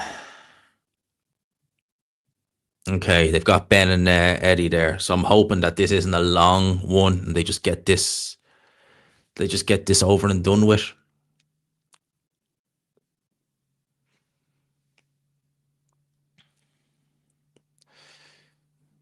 Wardley is one of the most, is so fun. Wardley is just entertainment as hell. That's the thing, like Wardley, white collar, Devin Haney, amateur, all that, everything. Whereas with Wardley, it's just like, yeah, but yeah, he's still a world champion and he's still good. Thought Ben be in the gym tonight. No, he's in Saudi Arabia, man. He's in Saudi Arabia. If he fought Devin Haney, I'd be picking Devin Haney every day of the week. Every day of the week. Every single day of the week. Still early for the US West Coast market. Yeah, what time would it be in the West Coast? It'd be what time? It'd be evening. Would it be early evening? What time would it be in the US? So if you're in the West Coast, so you're in California, it'd be what time? About 4 or 5? 4 o'clock, 5 o'clock thereabouts. Maybe a bit more actually. Now, maybe 6 o'clock thereabouts. 6 p.m. Yeah. So that's fine for the US. And that's actually fine for the West Coast time zone.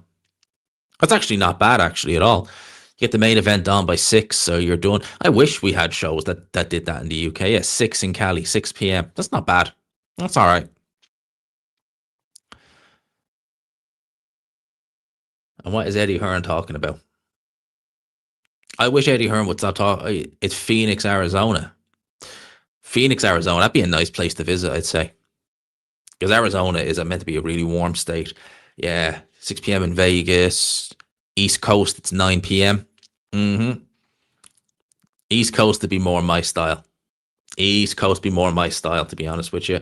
I definitely prefer to go Florida over somewhere like California or Louisiana over somewhere like California. They'd be places I wouldn't mind visiting. Don't know if I'd be too keen to visit California anytime soon or Vegas. Vegas maybe, but Yeah, the West Coast never really appealed to me, to be fair. Arizona seems like an all right state. Seems all right. G-Man, you're global. You know what? There are people, New Zealand, all over. A lot of people comment and they'll say, like, we're here, we're from there. Yeah, it's always nice to see. It's always nice to see where people say they're from and stuff like that. New Zealand, Australia, I think some from the Philippines, East Europe, everything. Yeah, I don't understand why he does it. You know, Conor Benn was raised with a silver spoon in his mouth. Like, Eddie Hearn doesn't shy away from that fact. He just embraces it. Conor Benn the same, but for some reason he tries to put that gangster, East End hard man thing on it. It just comes across. Like, Conor Benn just comes across as mad cringe. Central Coast California is amazing. This is from a Kansas guy. Oh, so you're talking down middle heartlands of America. Watching from Tokyo and Japan. Yeah, the heartlands. That would be Kansas. Kansas, Missouri, Tennessee, places like that. Everyone comments where they're from to boost G-Man's mood. Well, my mood is pretty good, other than the fact I'm tired. Other than that fact, I am tired now because that fight knocked me for 6. That fight knocked me for absolute 6. I'm from Washington, D.C. I remember an American was trying to explain, as if we didn't know, the difference between Washington, D.C. and Washington State. And they did an absolute horrendous job trying to explain it. It was just hilarious. And the worst part was everyone, we were all like, we know the difference. And yeah, they could not, they were from Washington State, obviously. They could not explain it. They could just, it was like, really, we get it. We get it. So, yeah, I can't say DC is on the list of places I want to visit, to be fair. I can't say. Maybe, are they getting the main event on the way? Are they? Someone getting dropped in this fight. I think we're getting ready for the main event. Oh, yes, we are. Oh, please let them do this quick. Oh, please. I really want to see this fight. They're not dragging it out the way they did for some of them. But I'm hoping that they just get a move on. Seattle is nice. Seattle is in Washington State, isn't it? Yeah, Washington State. Big up for the $5 from the great state of Kansas. Thanks, G-Man. Love you, brother, from Kansas. What part of Kansas are you from, mate?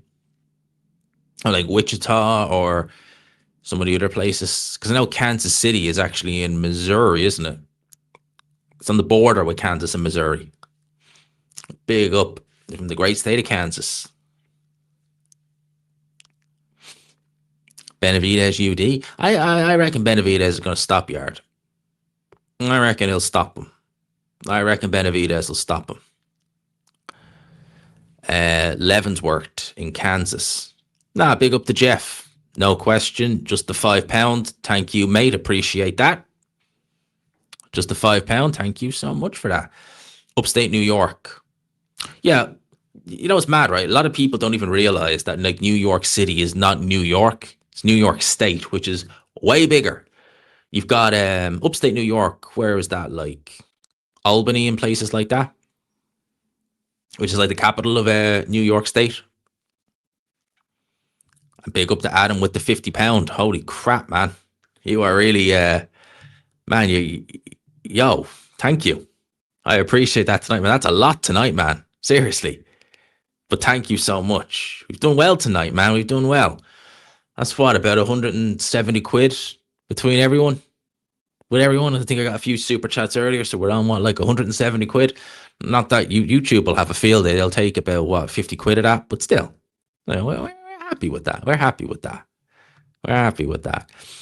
I'd like to call DC nice. DC is simply okay.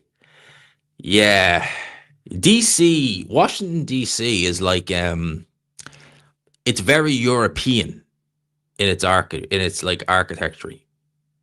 When I get a big free ticket, you will definitely get a free ticket. Have no mistake about that. You will definitely get one of them, 110%. You deserve TV, mate. Very professional. Thank you, mate. I appreciate that. But yeah, just in response to the guy who said, like DC is very European in its architect, and it doesn't look. It just looks like a spot where you do a day trip. You wouldn't want to like stay in it, if you know what I mean. You'd want to see the White House and a few of the monuments, then see you later. I'm gone. And where it's based, it's near Richmond, Virginia, and it's not too far from Baltimore, Maryland.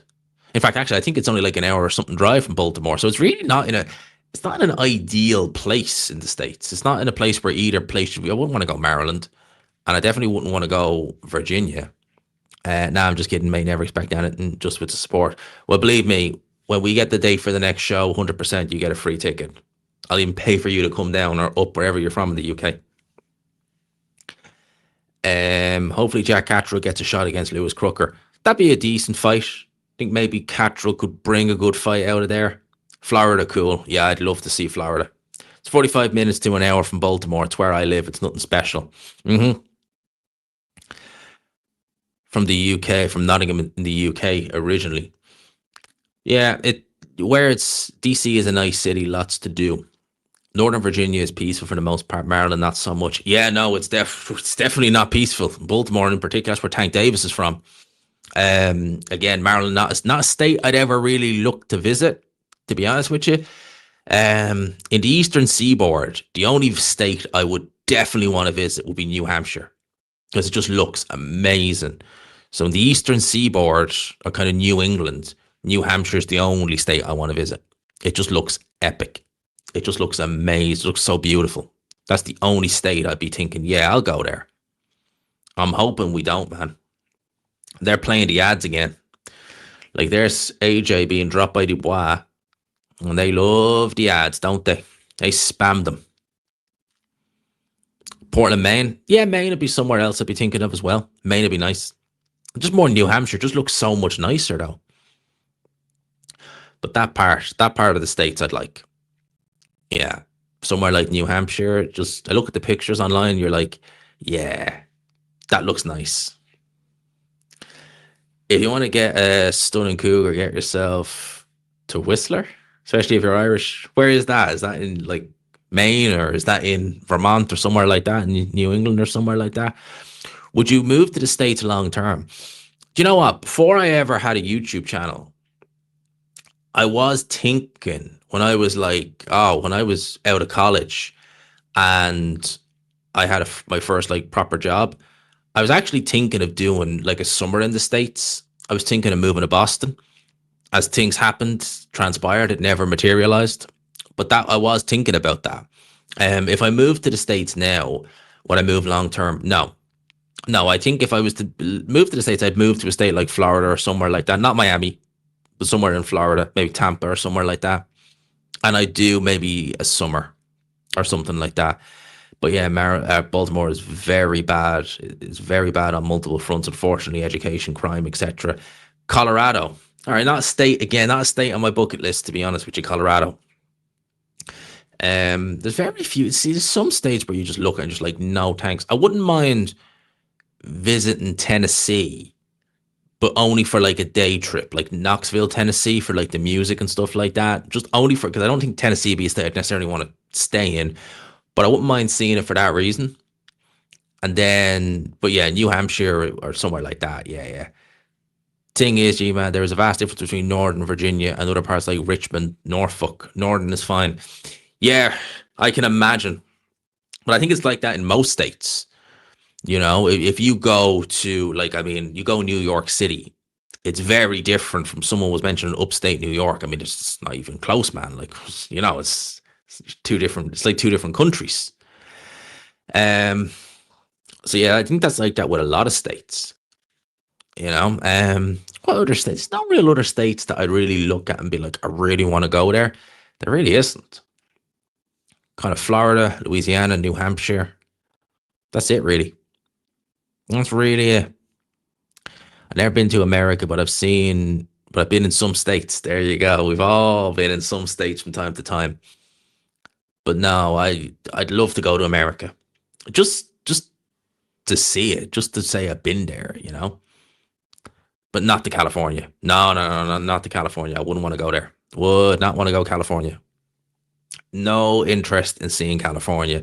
Again, the West Coast is kind of maybe Arizona, maybe, but the rest of it, I'd be just like, nah.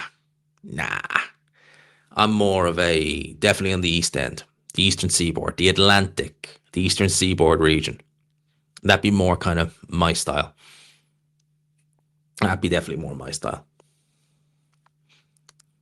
And a few people I wouldn't say I'm mates with them necessarily, but more acquaintances. I grew up with them, and I think two of them are in Texas, different parts of Texas, obviously.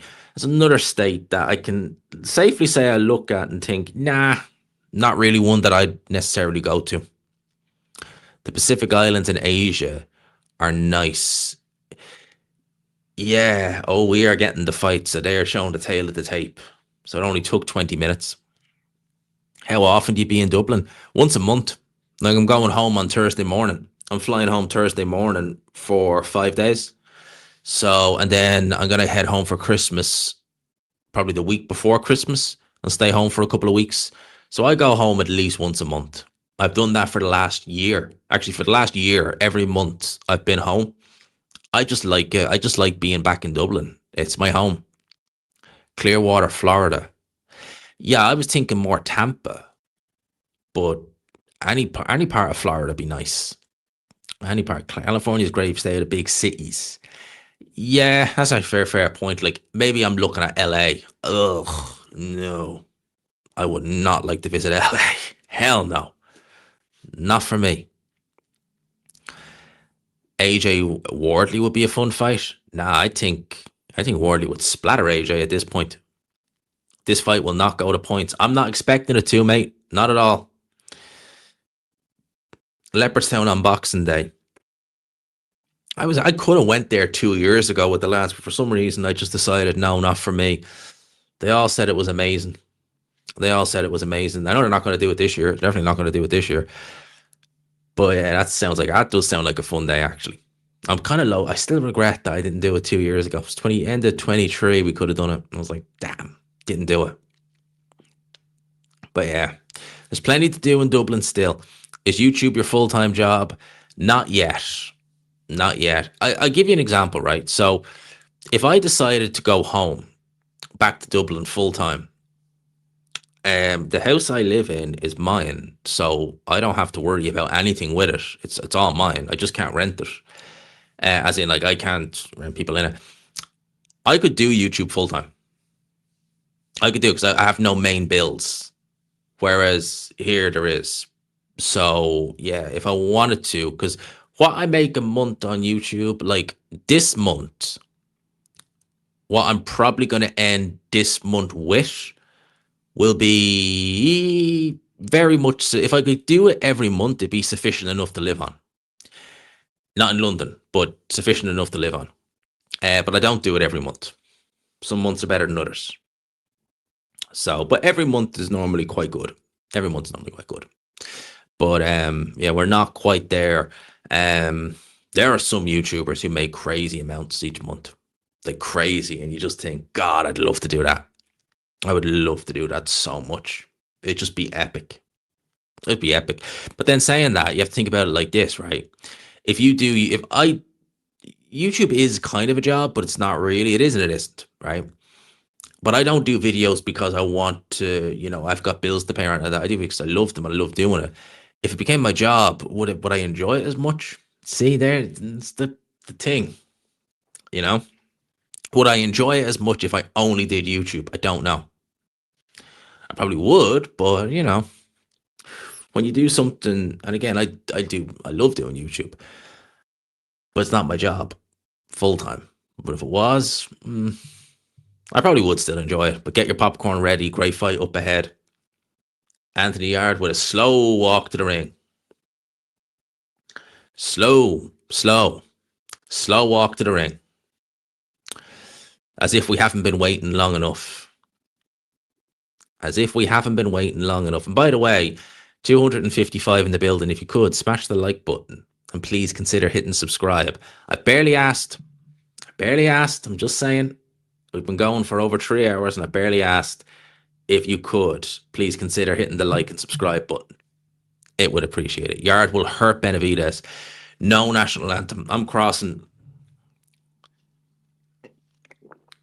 everything that there's no national anthem. We don't need it. Oh, tell that to Devin Haney. Tell that to Devin Haney. I lived in Joshua Tree in 2017 as a florist. Where is that? Is that in California or where is it? Oh.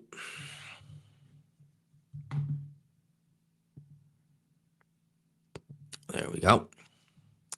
They've not been that bad tonight, though. The spam bots with the links and all that stuff, they haven't been as bad tonight. They really haven't. Benavidez on his way to the ring. Look at that entourage. This is going to be a good fight, lads. This is going to be fun. This is going to make up for that last one. That was not so fun. Didn't enjoy it at all. But this will be fun. We're going to enjoy this. We are definitely going to enjoy this one. Wow. 86% think Benavidez will win on Fan Zone. 86%. Damn. I mean, I know they had Norman as favorite, but 86%. Damn. They are giving Yarde no chance. People tried to say this was card of the year. It wasn't bad. Like, let's not let Haney spoil the rest of the card was good. But yeah, Haney, I had a feeling I had a feeling it was going to go like that. I said at the start, I said my fear was Haney would do what he did, with the exception of one round. It was just, he's not doing the anthems, is he?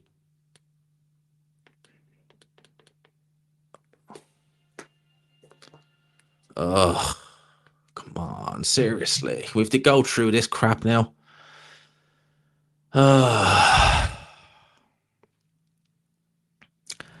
Right, as if we're not tired enough. We have to go through this. Well, hopefully this goes nice and quick. Looks like a good atmosphere in there, to be fair. Tonight it does. Yeah, be God Save the King next, then the American national anthem, I would imagine. He is Mexican-American. This is going to be the American national anthem. All right, that's the Saudi one done. So 1 down, 2 to go. So we get to listen to God Save the King. Yeah, we all like good old Charlie boy because he's such a nice guy. Yarde, unfortunately, won't win. I can't see him winning. I really can't. I just, from the moment they did this, I was just like, I can't see him winning this fight. You can make a case, but for some, but just, yeah, born and raised in America. Oh, are they only playing the Saudi national anthem? Oh, so they literally didn't even bother with okay, so it was only the Saudi national anthem. Okay, fair enough. Because I was wondering, I was thinking, they're not really showing anything. Okay, so they're not playing God Save the King. Okay, cool. I'm assuming when you see now, they'll turn around and play it. No, they won't. All right, yeah, we are going straight into... So they had to play the Saudi national anthem. Couldn't get away with that. But they won't play any of the other ones.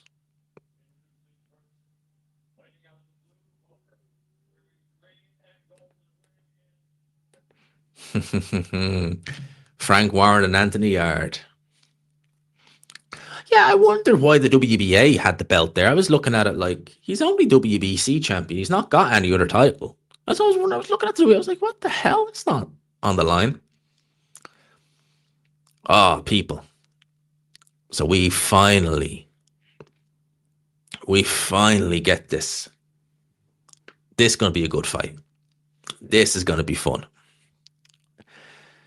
Anthony Yarde, Benavidez. No, I don't even think I think he was WBC interim champion. And then he became full champion. Don't think WBA comes into it at 175. Yarde early or Benavidez late. Yarde early would be a shock. Be a shock to me if Yarde won this fight early. They're making out the interim belt is the main belt. Oh my God, really? So he's the interim with the WBA. I didn't think they ranked interim. Oh, they did. Maybe they still. That belt is nothing. It's worthless. It's massive. Yeah, not everyone can do that jump.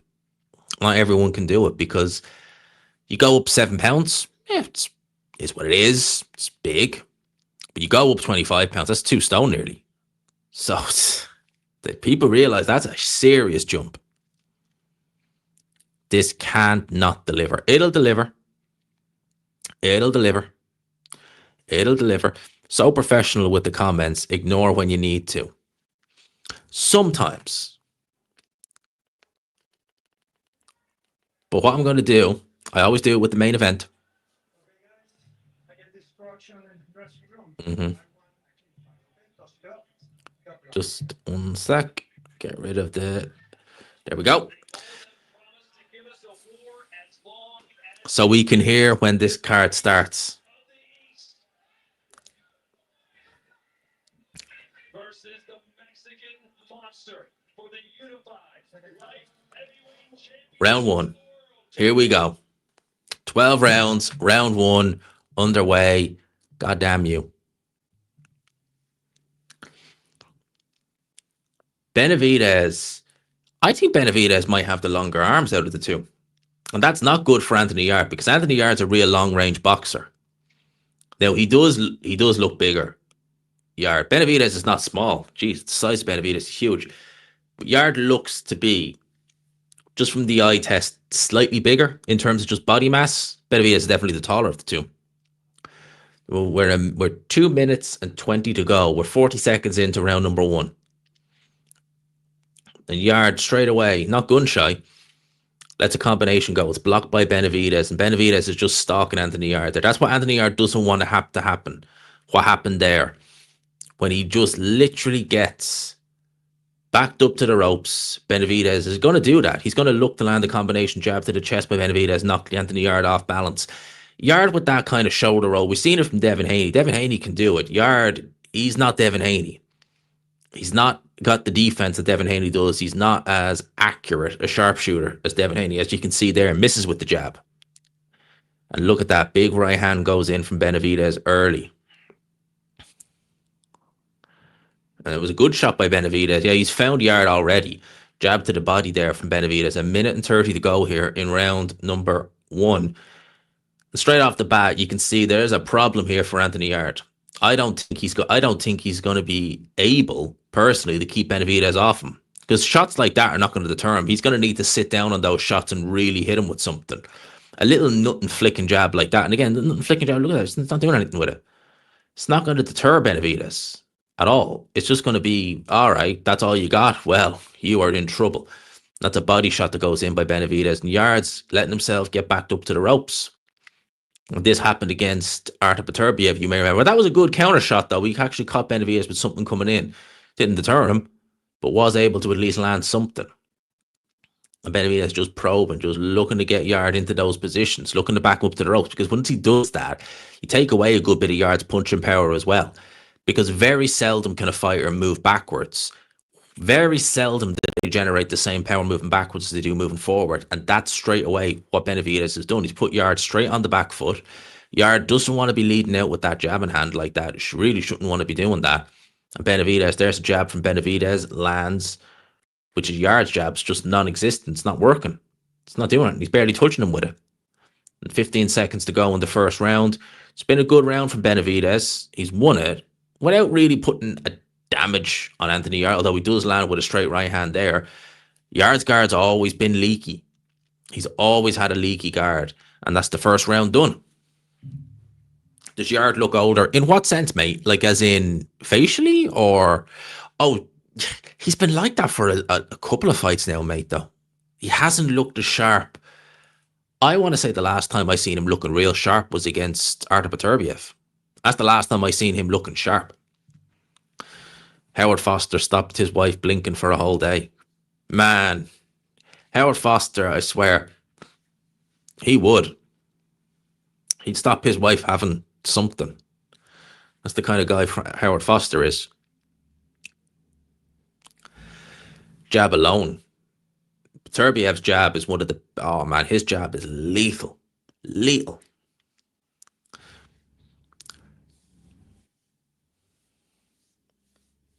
So how do we go? Benavidez first round, I gave it to him as we get ready for round number 2. And it is underway. Round number 2. Well, Yarde needs to want to do what he's doing there, take center ring, and he's putting a bit more authority on that jab. He needs to. He needs to deter Benavidez. And actually what he's doing there, he's putting Benavidez on the back foot. Because Benavidez is just going to look to come forward. He's going to look to apply pressure. He's going to look to back Anthony Yarde up to the ropes, as I said. And Yarde, he's trying to counterpunch a little bit too much. And I just think Benavidez, he's cute enough up close. His defense is underrated. Don't knock Benavidez's defense. It's actually quite good. People think he's just some kind of slugger. And that, oh my God, he's so easy to hit. He's not. And there's a right hand, gets through. There's another combination that gets through. That's a good left hook, good lead left hook by Anthony Yarde. Doesn't really deter Benavidez, though. Benavidez, Yarde goes down to the body, lands a nice little headshot. Frank Warren clapping at ringside. Yarde lead left hook, just misses David Benavidez. Benavidez is a massive target, very soft around the midriff. So why isn't Yarde targeting that midriff? Why isn't he targeting him with body shots? There's 1:50 to go in round number 2, and he's got a great guard, Benavidez. He really does. It's not just that. Even when he's up close, he's very cute with how he slips and rolls with shots. Very cute with that. But that's a right hand that does get through from Anthony Yarde. A little right hand gets through the guard. It wasn't much on the shot, so Benavidez just took it. But now Yarde doesn't want to be doing that, letting himself get backed up to the ropes like that. Does not want to be doing that. Yarde still just popping that jab. There's not a lot on it. Moving up the head and body. Why isn't he letting the right hand go? If there's a right hand there, I think the odd time when Benavidez takes a step in. This is a better round from Anthony Yarde, though. Better than the first round. He's getting that jab going. It's just offsetting Benavidez ever so slightly. And there's the right hand from Anthony Yarde, bringing it in. He's not really having much success with it, but he is landing a little bit. It's just setting David Benavidez off. Benavidez having to reset. That's a good body shot. That look, Benavidez with a big right hand. Misses with that big right hand, but left hook up close. Yarde felt it. Has to clinch. Is able to fight his way out. 40 seconds to go. Some decent stuff in this round from Anthony Yarde, has to be said. And God help if he wins. Could you imagine what Tunde would be like? Misses wildly with a right hand there, though. It was nowhere near the target. It's soft around the midsection. Sir as hell looks at, I wouldn't say, when I say soft, like he's not fat, but there's definitely a little bit more flesh than there is abs there. And that's a nice right hand again from Anthony Yarde. Just letting some shots up close. Benavidez, to me, just looking to play the waiting game. That's an Anthony Yarde round, though, in the second round. Definitely. Referee is going to jump in. That was positively weird what happened there at the end. I think Benavidez just tripped. So, round number 2. And I gave that round to Anthony Yarde. It was 1 apiece. At least on my scorecard it is. He need to get that jab going, yep. Not enough jabs from Benavidez there. He was jabbing all right in the first round. He was definitely jabbing all right in the... I wouldn't say he was 260. I'd be very surprised if he was 260 in the build-up. See, some people online gave that round to Benavidez. I didn't. I thought Yarde just did enough in that round to get the win. Round 2. And by the way, 272, if you haven't already, if you're enjoying the commentary, please consider hitting the like and hitting the subscribe button. I've only got 142 likes on here, it says here. Round number 3 is underway. So yeah, I have it 1 apiece. I see some guys in the chat have it 1 apiece. That's what Yarde needs to do. Nice body shot, little bit of pop on that right hand, but there's a big jab from Benavidez, knocks the head of Anthony Yarde back. Who already, is he breathing heavy already? And he takes a left hook from Benavidez there. It's a good guard from Benavidez. That's a right hand that goes in from Dave Benavidez as well. Anthony Yarde, now he's shifting some punishment. Now he's taking some shots. And again, that's what I said about Yarde. His defense is not as slick as he wants it to be. He's never been as cute as he thinks he maybe should be. And he's getting backed up to the ropes here by Benavidez. Get rid of that. Get rid of that. Yarde mentally, like most UK fighters. Yeah, I know. I hate it when the spam comes in. All right, so we got a minute and 55 to go. That jab again, working for Benavidez. Nice. Oh, there's the body shots that go in. And look how cute he is up close. He lands an uppercut. None of those shots from Yarde actually even touch Benavidez. And he has to resort to hitting him on the waistline, which that was on the waistline there by Anthony Yarde. And again, these shots he's throwing, they're being blocked very well by Benavidez. That was a silly shot that Yarde threw there. And again, I think it was on the waistline. He's getting backed up to the ropes again. And these shots don't have much power on them. He's having to resort to holding. See what I mean? Yeah, he's getting pieced up in there. Let them fight, ref. Oh, that's a big jab from Benavidez. And look at that. Lovely combination. Yarde has to resort to a low blow there. He cannot keep Benavidez off him. We hear about Yarde's punching power. Benavidez is on him like a bad smell. He's on him like white is to rice. And that was a big left hook. Yarde felt that as well. He's missing wildly with his left hook. Nowhere near him. Benavidez, look at this pressure. He is piecing Anthony Yarde up in there. None of those shots have any real weight on them. That he's throwing, there's no weight on him. And look at this. Oh, that's a big right hand. Oh, he hurt him with that. Oh, defiant Yarde with the mouth open, but he was hurt with that, definitely. He felt that big right hand. Not sitting on these shots, Anthony Yarde. I think he's afraid to commit. I think he's hoping that he can deter him with these shots, but he's not really doing anything. And Benavidez is getting in there and he's landing some big shots on Anthony Yarde now. Misses with a left hook there. And that's a big, oh, man. This is good stuff from Benavidez in this round. Yarde shifting some punishment. Referee even taking a look there. Missed with a left hook. That could have been curtains for Yarde if it landed. Just barely blocks the left hook as well there. But look at this. These are big shots going in. This ain't looking good for Anthony Yarde now. Ain't looking good for Anthony Yarde. He's looking slow. He's looking stiff. Yeah, this ain't good.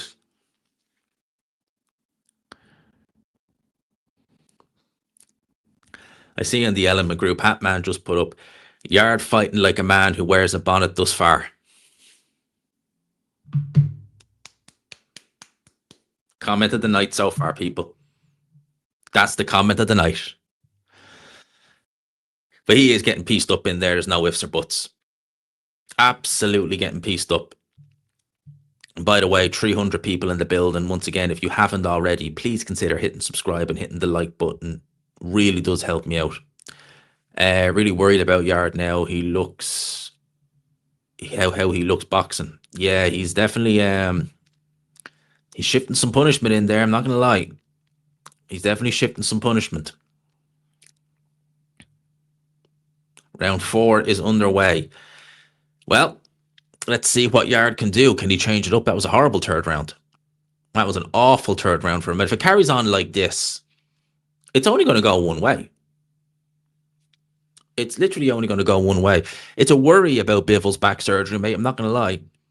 But we need to wait and see. Once he comes back, it will tell us a little bit about him. It depends who he's fighting, though, when he comes back. But 2 minutes and 30 to go here in round number 4. And again, it's going much the same way the last few have. Yarde getting hit with a jab there. Once Benavidez brings that jab in, there's no comparison between the two. Yarde's jab is nothing. It's nothing. Benavidez's jab actually has something on it. And he's finding Yarde with it. He's doing actually very well with the jab, it has to be said. And Yarde just literally trying to keep Benavidez away with these shots. There's nothing on them. There's literally nothing on these shots. Benavidez is just applying the pressure. And see what he's doing here. Yarde is very much someone, that was a good combo by Benavidez. Oh, another jab goes in. All Yarde can do is try and push him away, but that's not going to deter this guy. He is coming. He's coming for all that. Oh, yikes. Lead left. Oh, right hand again. These shots are just so telling, and he backs Yarde up. That's a body shot that goes in. The knockout's coming. Jab again, on point. Another jab. Can't get out of the way of that jab. That defense is just not holding up. And Yarde's starting to feel it. And what I was going to say is, when you've got a fighter like Anthony Yarde who likes to dictate the pace, he likes to set his own pace, when you make him work at a pace that he doesn't want and you're pressuring him and he's having to fight you off, you're upsetting his whole rhythm, his whole game plan. And I think Yarde is someone, he's never shown bad stamina, but he's always been able to fight at his own pace. And someone mentioned about Yarde looking old. Listen, I know Kovalev. Oh, yikes. Oh, look at that combination. I know Kovalev was old when Yarde fought him, but he was a lot sharper back then. And that was a very inexperienced Anthony Yarde. A very inexperienced. More shots going in there. Oh, my God. Just had to get rid of that. Yeah, but Turbiev is something else. But 35 seconds to go. More of the same from Benavidez. He is finding Anthony Yarde. The hand speed, the guard. Benavidez is underrated. Like, his defense has held up a lot better than Anthony Yarde. And his defense, to look at it, it's just took up. But he's very cute up close, Benavidez. He's urging Yarde on. He's like, come on. I'm here. I'm right in front of you. But you can't hit me. But I can hit you. The last 10 seconds of round number 2. There's another jab that goes in by Benavidez. Body shot. Oh, again. Now Yarde is actually standing his ground a little bit more, but every time he stands his ground, these shots go in. And look at this. Oh, wow. Look at this. Yarde.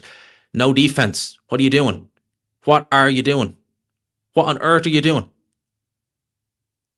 What on earth was that? Mate.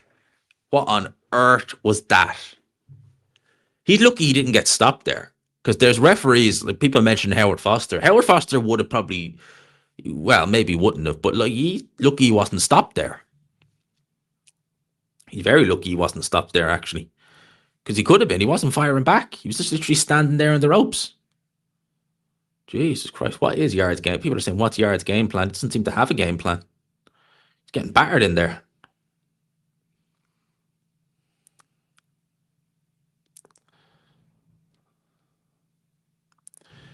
Definitely fights like a boy with a bat. That was an assault at the end. Like, look at this. What are you doing? He's got a free hand, and you're giving him all those free shots. Like, that is just, that's insanity. This is Tunde's master plan. They're not. They're legal shots. They're perfectly legal.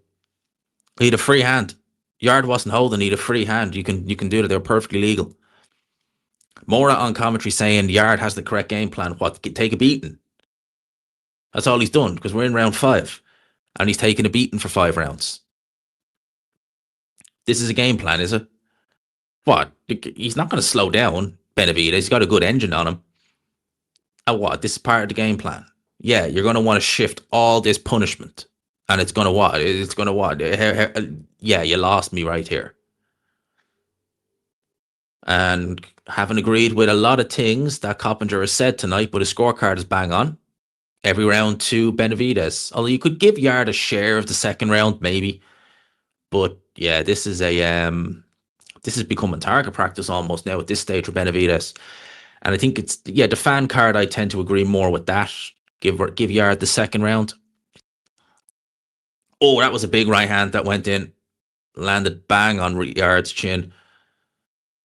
So this is the thing, his defense is not what he thinks it is, or what Tunde tries to get it at. This is just, I don't know what Tunde must have thought he was doing in this fight. Getting Yarde ready for it, because he's getting pieced up in there. There's another jab that goes in. He's getting backed up to the ropes. Look at this combination again. Don't leave him with a free hand, because if you leave him with a free hand, he's able to tee off on you. No problem. All right, 1:30 to go in round number 5. Yarde's already breathing with his mouth open. I'm not surprised, because he shifted an awful lot of punishment. That was a good uppercut, though. Not much on it, though. And now he's trying to bring in the feints. That's no good. It's not going to help you now. The guy already knows what you're about, and all he wants to do is just push you back to the ropes. That's all he's going to try and do. He's not going to try and do anything special. There's another jab that goes in by Benavidez. Once he gets Yarde back to the ropes, this is happening. Yarde getting hit with shot after shot after shot. It's crazy. And look at that. Just pushes him back. Body shot by Benavidez. Up close. There's a little short right hand. Left hook's going in. Oh, look at that. Oh, man. And Yarde can't do anything. He's just taking these jabs. Look at this. You know, at some point, if this carries on for another you literally took the words out of my mouth. If this carries on for another couple of rounds, you're going to have to throw the towel in because he's taking a beating in there.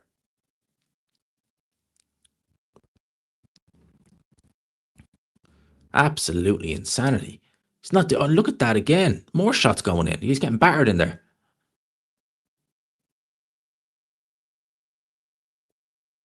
I mean, there's literally nothing you can really say. Yarde's just getting absolutely pasted in there. All right, there's a little bit of movement there towards the back end of the round, but it's still nothing at all. Seems like there's only one boxer in the ring. Oh, there definitely is. I mean, Yarde's not performing well at all in here. That's me being kind. I mean, very generous with that. Joshua Buatsi there ringside. He should have had an L a couple of weeks ago. Stop comparing Yarde to Joshua. Ones that I haven't, unless someone else in the chat has, because I can't compare him to Anthony Joshua, other than the fact they're both muscly. One's a light heavyweight, one's a heavyweight. And that's the only similarity. It ends there. Yarde having zero success may as well. Yeah, listen, if he's another round like the last couple, I'd maybe give him the 6th and say, right, another round like that into the 7th, then the towel's going in. Because unlike Beterbiev, when you had success, you're having no success here. Like literally none. So, yeah, I'd be saying if this carries on, towel getting thrown in pretty damn quick. Because round number 6 is coming up. And here we go. Round 6. Benavidez, Yarde. That's a good right hand. That's a good right hand to start a round from Anthony Yarde. At least it's something. Bit of success to build on, but he's still missing with those shots. And look at that nice little counter from Benavidez. Tucking up so well. All these shots getting blocked. Using that free hand very well. They're low blows, by the way, as well. Because they look to be a bit low. And see, up close, Yarde just doesn't... Benavidez is so comfy up close. Look how cute he is. That guard was blocking all those shots. Yeah, referee, finally. The guard was blocking all those shots. And once Benavidez got up close, he was just combinations, fast hands, boom, boom, 1, 2, 3, 4, 5. Yarde's got no answer. He's got none. He's courageous, as someone said, I'll give him that. But we've got 2 minutes left in round 6, and it's going more like the others. And again, you don't want a fighter to take this kind of a beating, because he is taking a beating in there. He's taking shot after shot. No head movement. There's a right hand. That's a big right hand as well. Oh, right hand and a jab. I mean, these are clean shots, man. Come on. You got to show me something. You got to show more than that. In terms of defense, he's obviously shown something by way of heart, but by way of defense, it ain't there. Never really has been for Anthony Yarde. He's always had a leaky defense. And this Tunde, flash, slick, move, shoulder roll. Yeah, that's great. Yeah. Maybe he needs something a bit more conventional. Left hook, just, oh, man, yikes. These shots from Benavidez, and there's a big looping right hand. Body shots from Benavidez. Look at this combination. Yarde has to hold. A minute left and already dabbing at the nose and breathing. You see that? That's not a good sign. And backed up into the corner. We've seen this before. Uppercuts, body shots. Fights back. Oh, is he stunned a little bit there, Yarde? That nose is damaged because he's dabbing at that nose now. And there's another. Come on, man. Move your flipping head. Yeah, he's dabbing at that nose quite a bit. And there's another shot goes in. Benavidez left hook. That hurt him. That definitely hurt him. That backed him up. Body shot from Benavidez goes in. Yarde is taking a paste and that nose looks broken. And body shot. Man, referee, corner, please. Yo, this is not good. Look at this. Body shot again goes in. Man. Oh, wee. Yeah, he is getting bashed up in there. Now he's bleeding from the nose and backed up in his own corner. Benavidez, he's not stopping. He is not slowing down. And there's another right hand that goes in. Yarde can only just left hook. Another one, man. Referee's even taking a close look in there as the round comes to an end. I'd pull him out now. I think that's it. Enough's enough. Pull him out. I think enough's enough. What do you guys think? Are they gonna? Nope.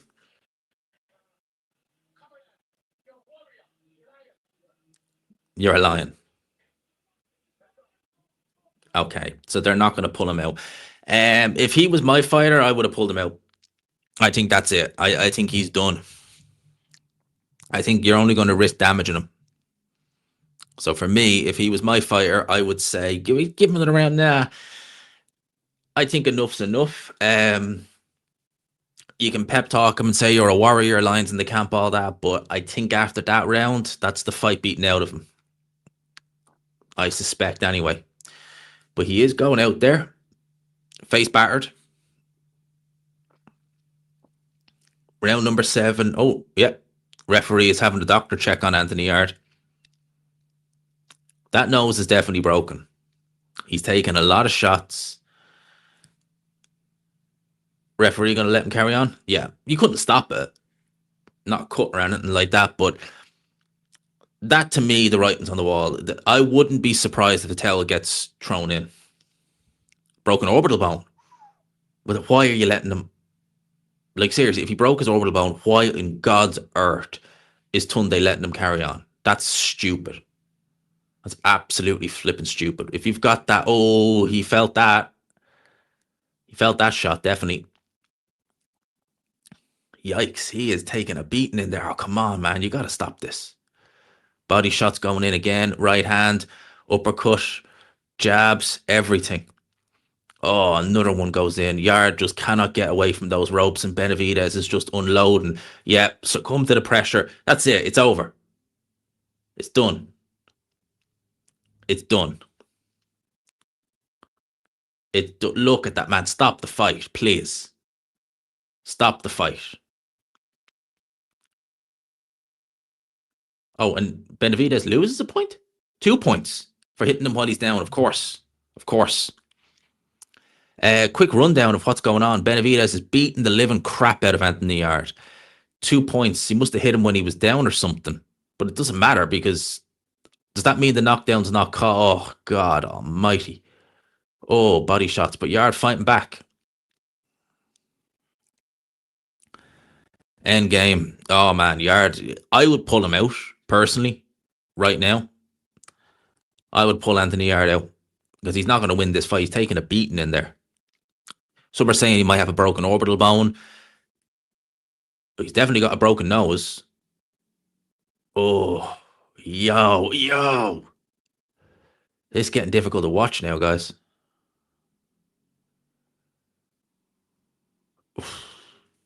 Oh, yikes. Oh, they were. Oh, come on, man. Oh, Jesus Christ. Oh, man. That corner need to pull him out. Oh, wow. Whoa. Well, 7th round stoppage. He didn't touch down, but that was, I'm just going to say it, pathetic from Team Yarde in the corner. He should never have gone out into that 7th round, and they should have thrown the towel in long before. Pathetic. Give you a quick rundown. Well, Yarde started as he always does, popping a jab with that kind of Philly shell shoulder roll type of defense. Benavidez, his jab was better. It was stronger. And he basically put Yarde on the back foot from very early on. And Yarde, whenever he was backed up, he would get to the ropes and he just didn't have the inside game to be able to match Benavidez. Benavidez had a tight guard. He was cute. And he just unloaded punch after punch after punch after punch after punch. And it just became, after about round 4, the writing was on the wall. You knew this is it. It's done. It's a wrap. Stick a fork in him. And that's basically the rundown of the fight. It was difficult to watch. I mean, after round 5, I'm going to say it was very difficult to watch. So, yeah, Benavidez stops Yarde. It's now 3 a.m. UK time. And I probably will I'll do a review. I'll do the review now. Lyndon Arthur would have been, his jab would have been a problem. Stylistically, that was such a big shot. Yeah, the referee was right to jump in when he did. Yeah. pathetic corner work from Tunde Ajayi. You shouldn't have let this fight carry on as long as it did. Definitely not. But people, I hope you enjoyed it. I am going to get a video recorded. I'll get it uploaded, and then I'm going to go to sleep. So I hope you enjoyed it. If you could, I would appreciate it if you could smash the like button. Thank you to everyone who locked in. We still have 344 people in the building, so if you could, I would really appreciate it if you could smash the like button. If you haven't already, hit subscribe. And yeah, until next time, thank you to everyone who locked in. We had a great live. It was good fun, 3 and a bit hours. But right now, I need to do a review of this fight, and I will be calling it quits. So until later, I'm just going to have to walk over and knock it off this way. But I will chat to you. Have a great evening. Or, yeah, it's late. It's 3 a.m.